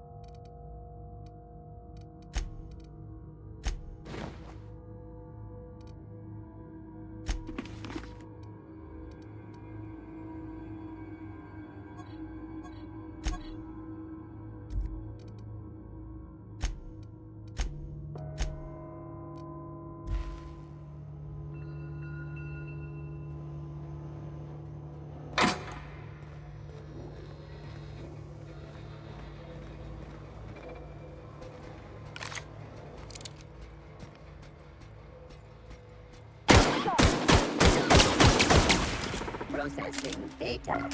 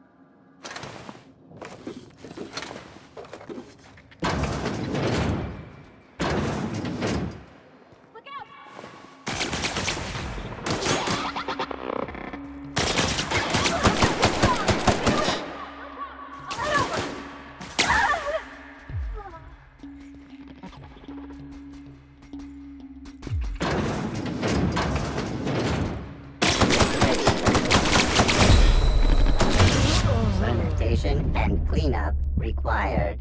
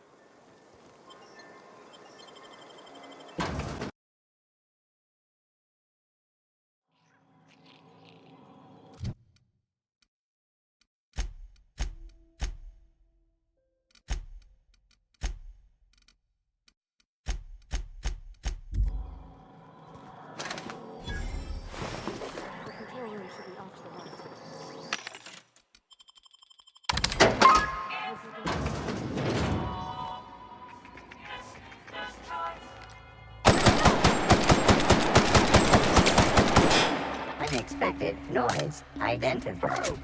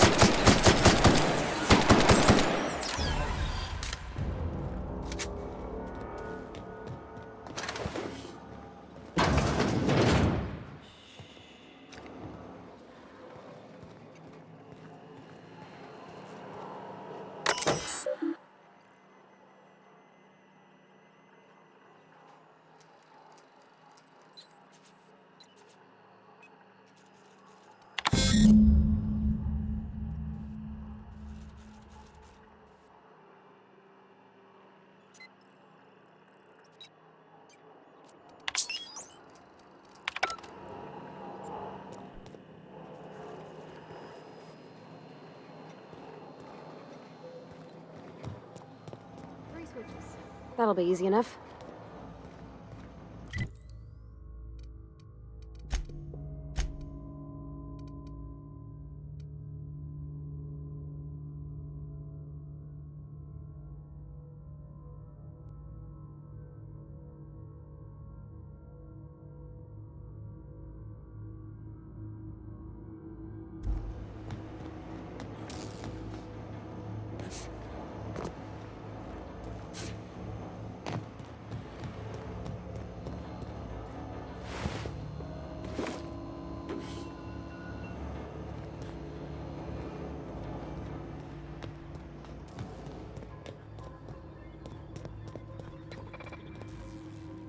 Sure, on my way.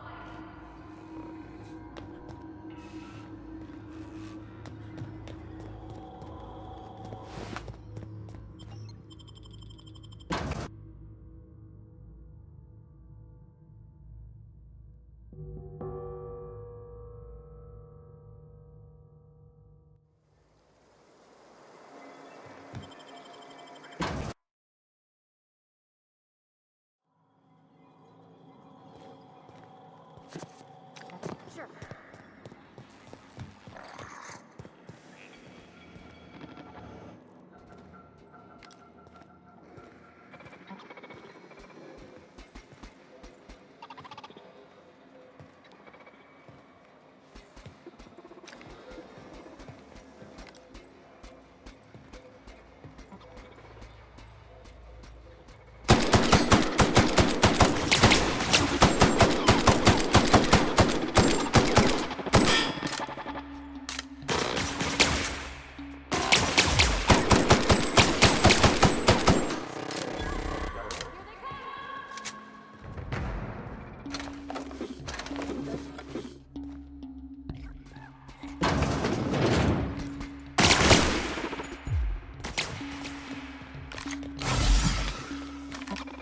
Searching.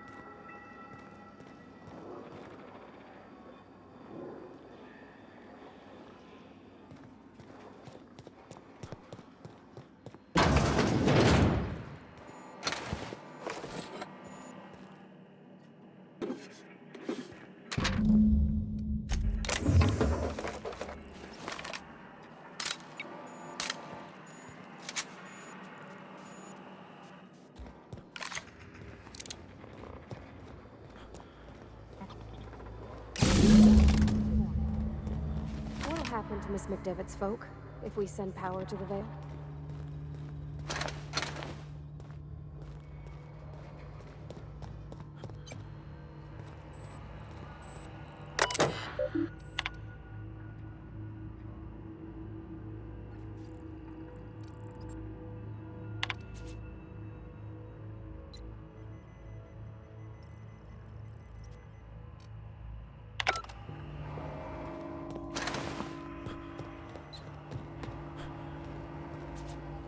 I'm going.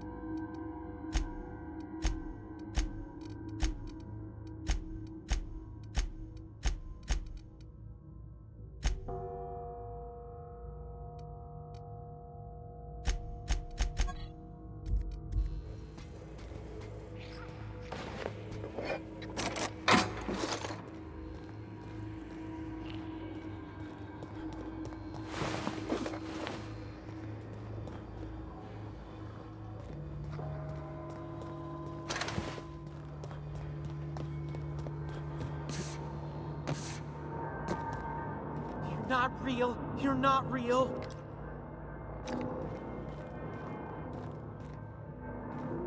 Sure.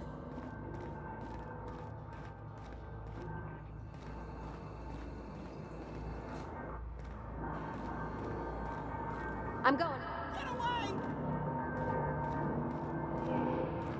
Be right there.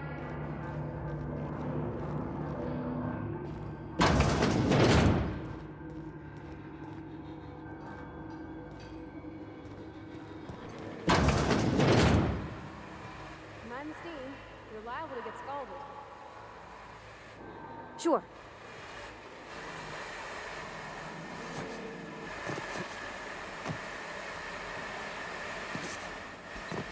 Processing.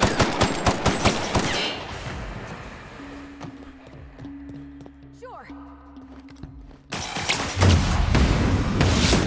Okay, moving out. No, no, no. Just leave me alone. Bouncing off.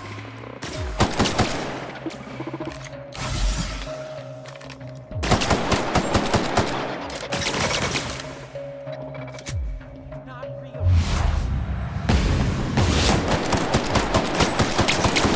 Required for adjacent automech investigating.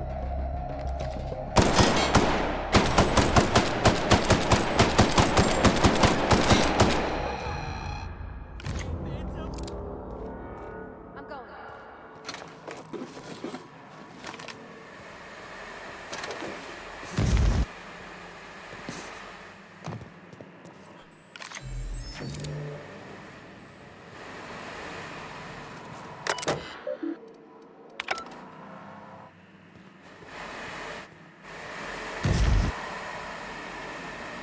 Heading out.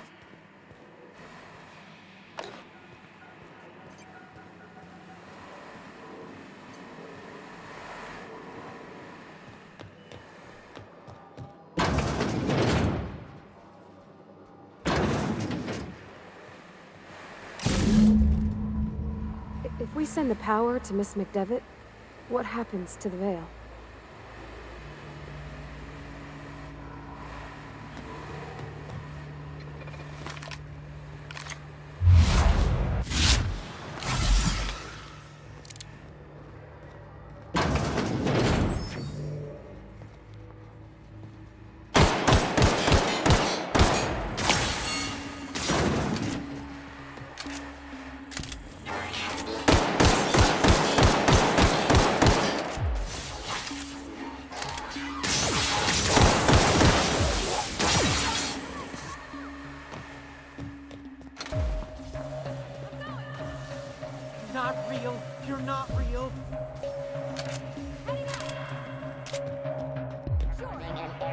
target. I'm on my way!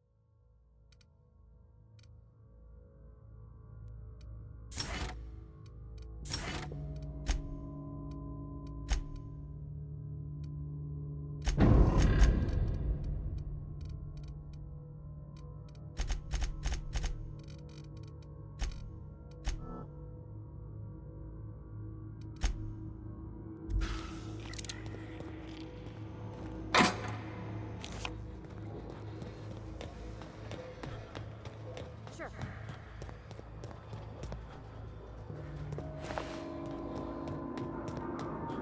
You're not real. You're not real.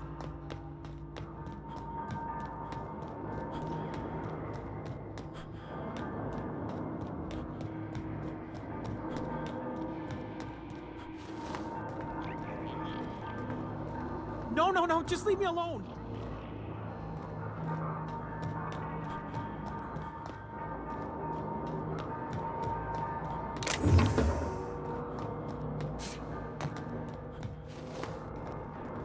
No, no, no, just leave me alone.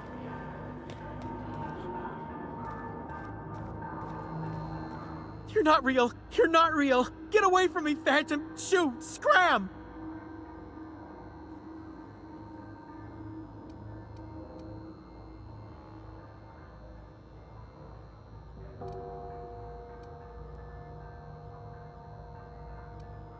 You can talk? The Phantom's never talked before. Well, I knew I shouldn't have eaten that sprat raw. See? See, Higgins? This is why you must always boil your sprats before ingesting.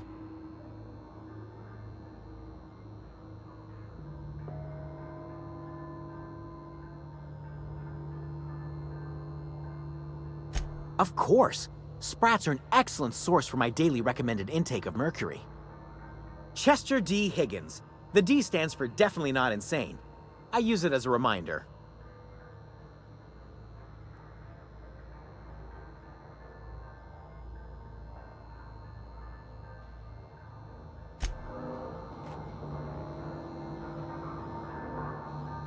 What's eating you?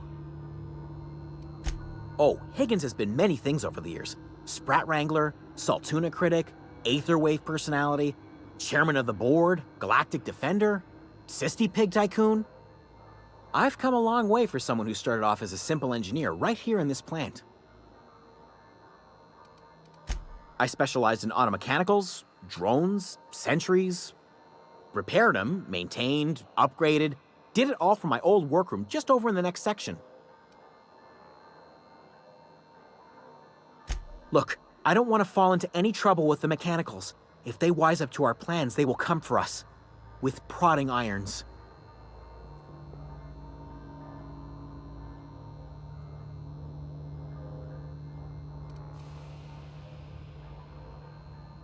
You know, you remind me of myself back when I was an intergalactic adventurer. I discovered a flaw. Their hostility levels were hardwired to maximum. There's no changing that, but you could rewrite their targeting protocol so they attack each other instead. Yes, that's exactly it. I see you're also versed in the noble art of mechanical engineering. There's a behavior control terminal in the other room. It should have options to change how the mechanicals act, including whom they shoot at. Oh, that reminds me. You'll need my passcode to access the behavior control terminal. Here, let me just write it down for you. The tail. Definitely start with the tail. If you're feeling adventurous, the ears are a particular delicacy. Jimmy'd opened the vending machines. That lasted a good couple of months. Eventually, I had to resort to more unconventional means of filling my insides. Braised. Boiled, charred, skewered. Sprats are good eating, friend. Chock full of brain food. Mechanicals lost their bolts. Oh. I was on cleaning duty at the time. My old boss had me scrubbing pipes when the killing...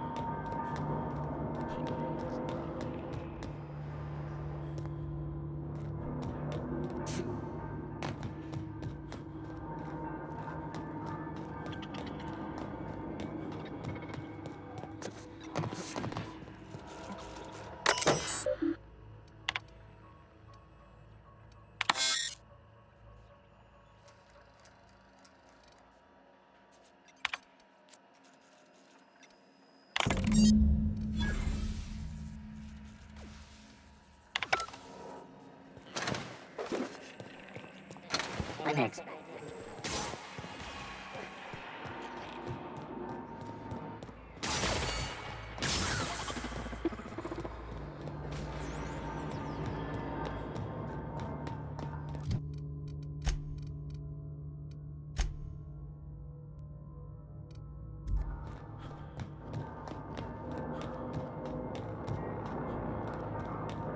No problem. I'll head over.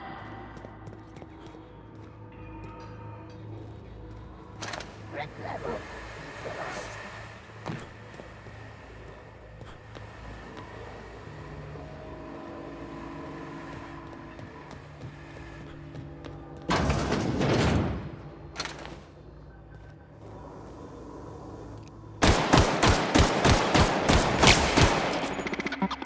System alert.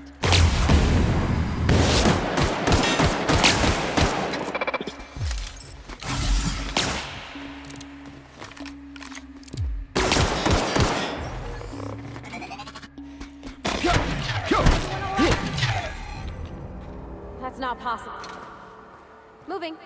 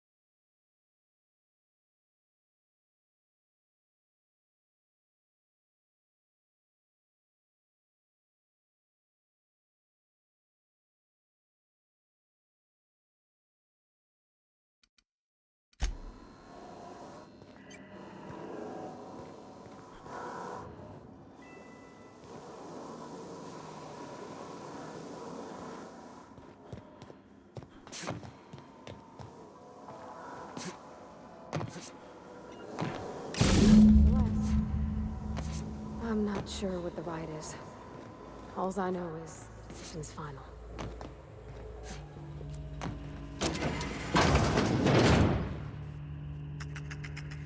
Heading back.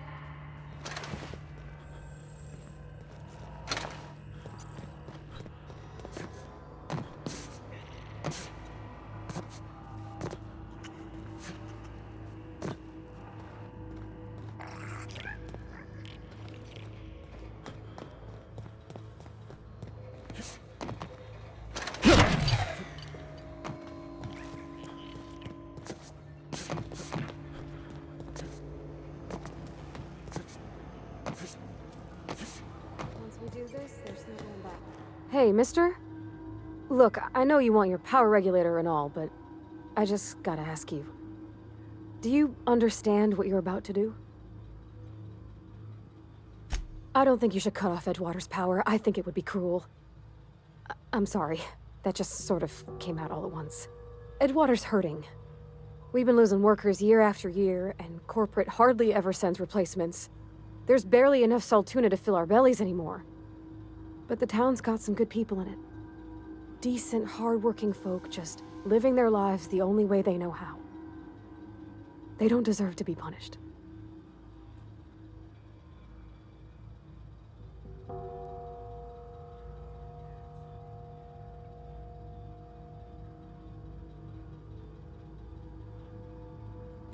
Miss McDevitt's built something beautiful. Somehow, she's talked the ground into giving life again. It's plain to see she's made the Vale a better place. Fed the hungry, tended the sick. Gave a home to those that had none. But Miss McDevitt delights in Edgewater's suffering. She wants to hurt the town. Do you really want to be party to that kind of hatred?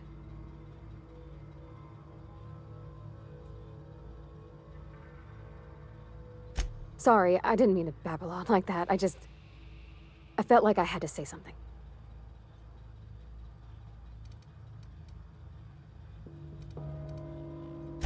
Really? I mean, wow. Thanks. No one's ever told me those words in that order.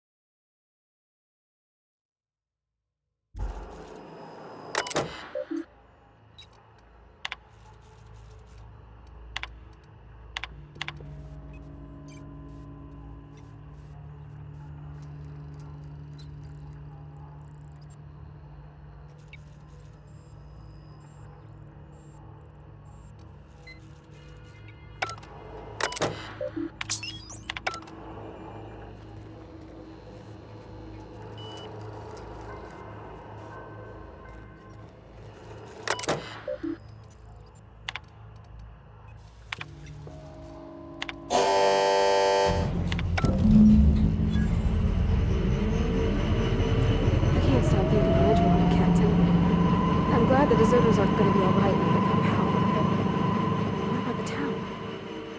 All those people. You mean about the mission being too clean? I know. Real mission. I reckon we already do.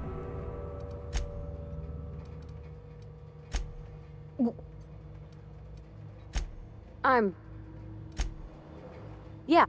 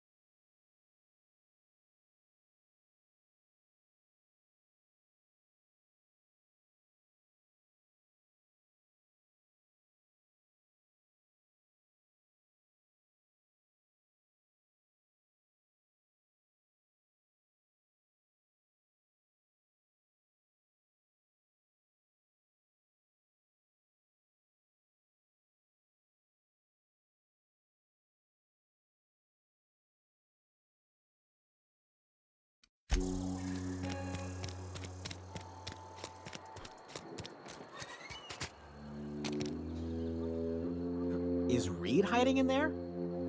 Mr. Thompson is aware of your concerns and remains committed to guiding Edgewater into prosperity. Are we getting paid or not? Oh, it's you. Reed told me I should be expecting you. He's inside.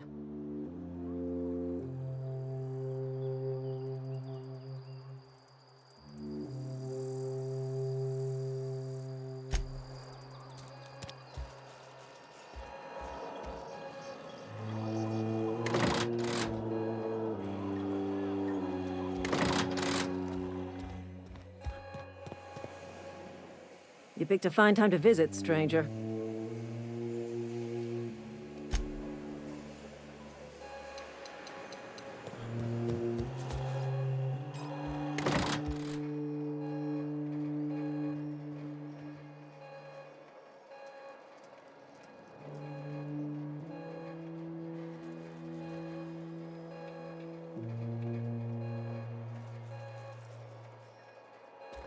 Maybe Adelaide was right to leave.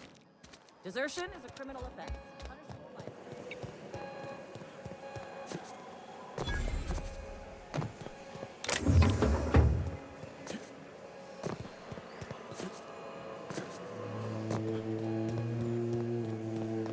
I put my whole life in that cannery.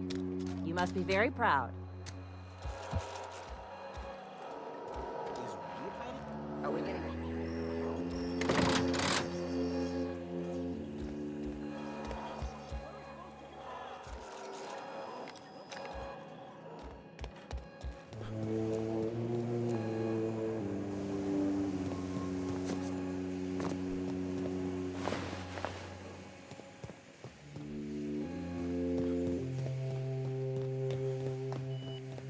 You want to know what gets my bile churning? Edgewater has suffered a cavalcade of disasters: plague, marauders, desertion. Then you wandered in town. And I was so damn sure our luck was starting to turn. I never knew how right I was. Just answer one question for me. Why'd you do it?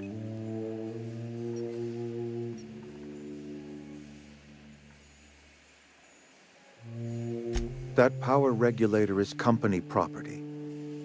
Whatever you were hoping to find down here, I advise you to turn around and leave. I have got guards posted with orders to fire on you.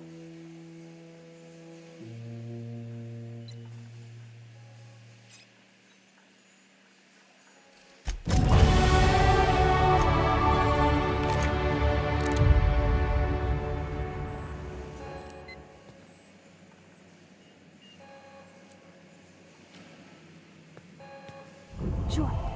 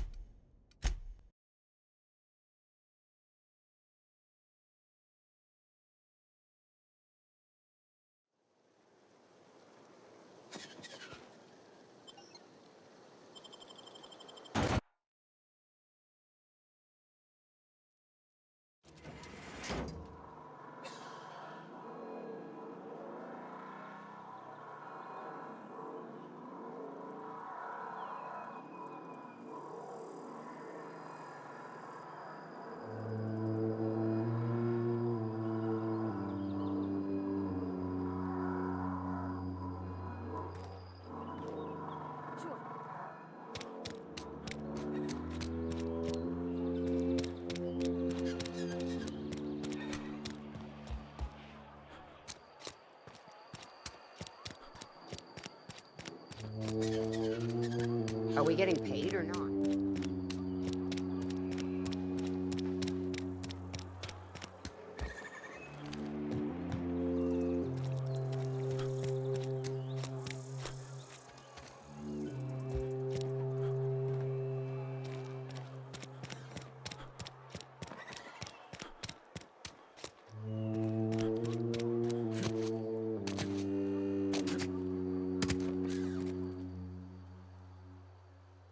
Power's out, but I can't just leave my goods unattended. Don't suppose you care to do business? Music to my ears.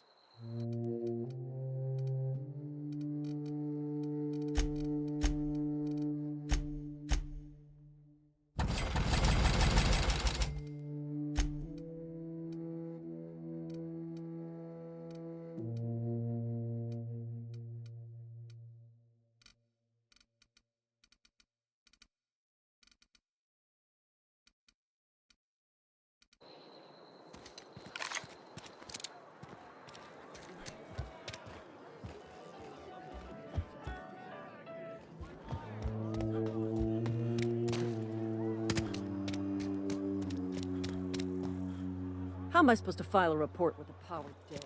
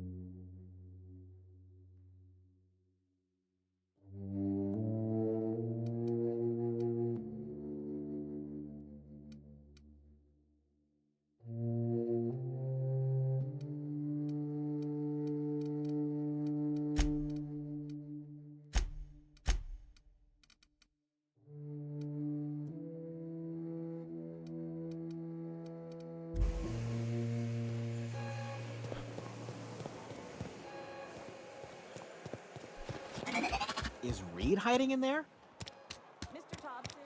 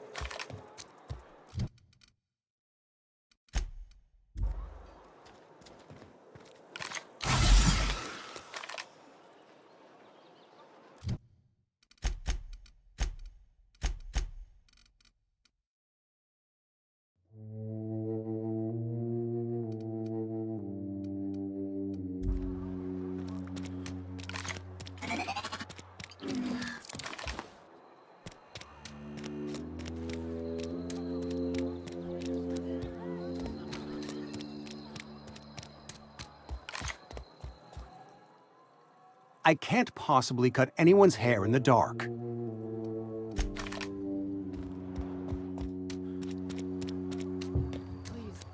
open the door. Why are all the lights off? The power's out in the whole town. Right down.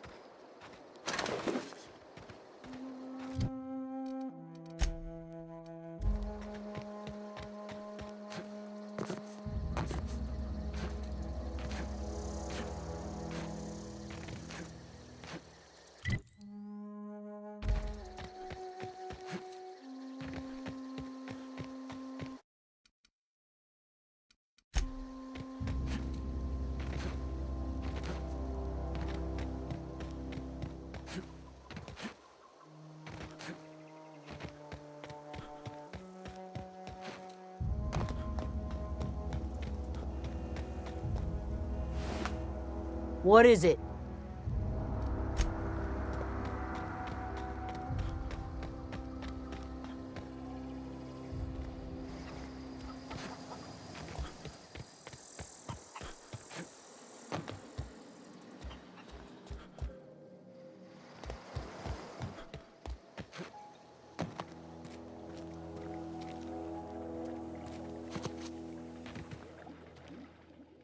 Do you hear that?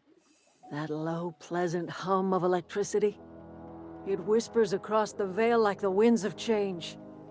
You've done well. I would have paid my last 5 bits to see the look on Reed's face when the last lamp in town burnt out and the cannery fell to silence. Time's come to look toward the future. We'll grow, I expect. A lot of workers out there with nowhere else to go. Not as many as you'd think. We're not about to let the whole town join our flock. Just the ones willing to renounce their corporate loyalties and live the way nature intended. I am curious. Why did you help us? You don't know who we are. You don't owe us a thing. The plant's crawling with mechanicals, so it stands to reason you risked your life.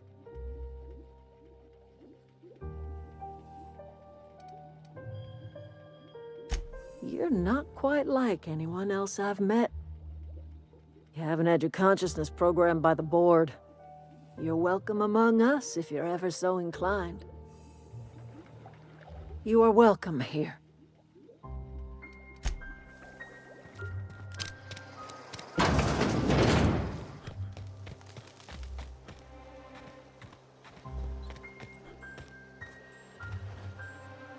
Any luck finding one of those manuals? No kidding! Really? Well, which one? The geothermal plant? Now that is just incredible! You really went exploring down there? Adelaide always told us it was swarming with hostile mechanicals. I appreciate you going through all that trouble. In fact, I put aside something special, on the off chance that somebody'd search out those data pads for me. Sure, I'd be glad to take them off your hands.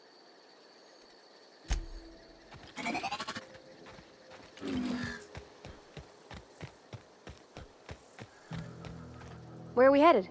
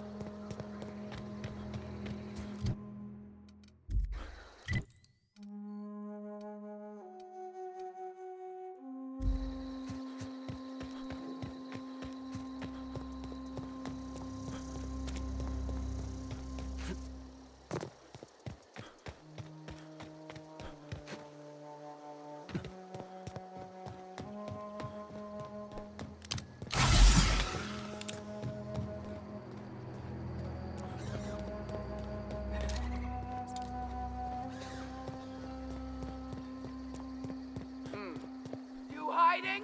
Incoming!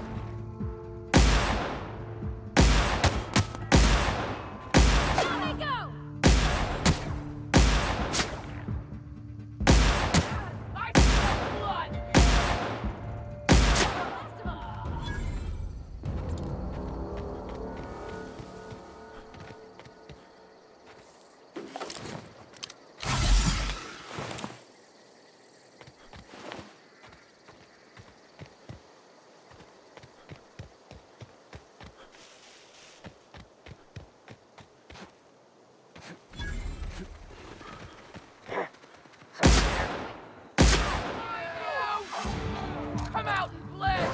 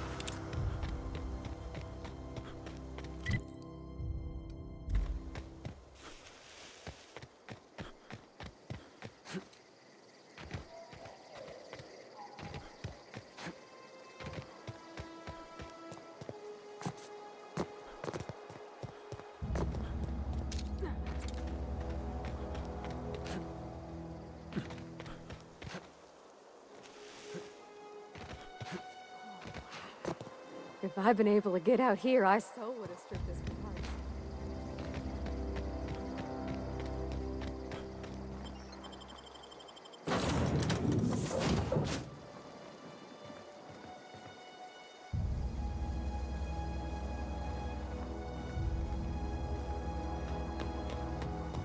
If your equipment is in need of repair or modification, the Crux 2000 workbench is at your disposal, Captain.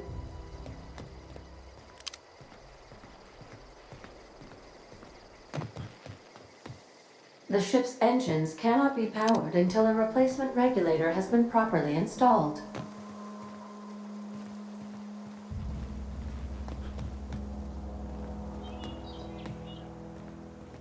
These are the crew's quarters. Alex preferred to travel alone, but he always had me. Due to catastrophic power failure, all doors will remain on security lockdown.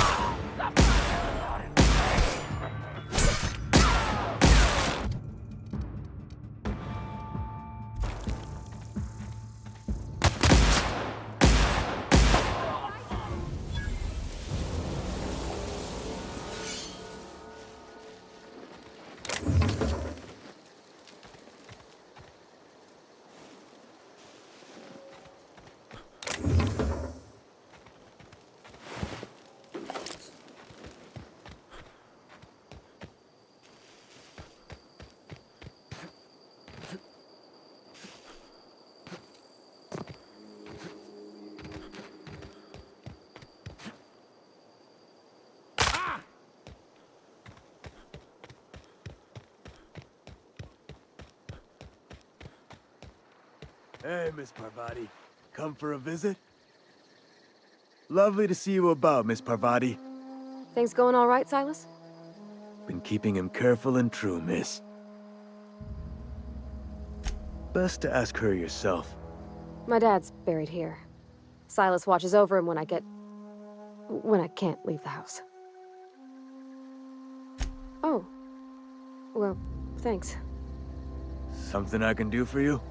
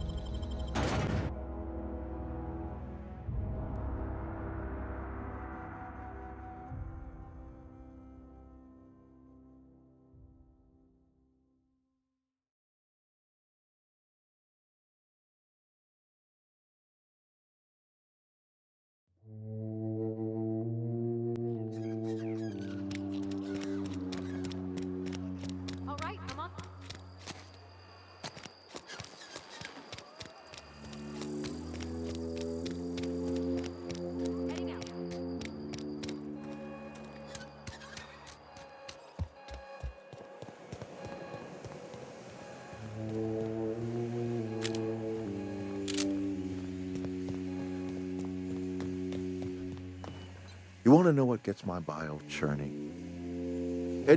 And it.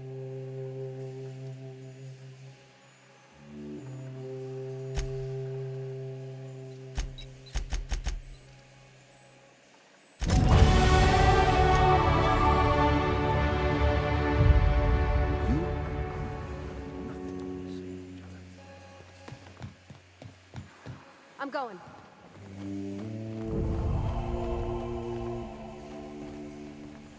Coming. Sure.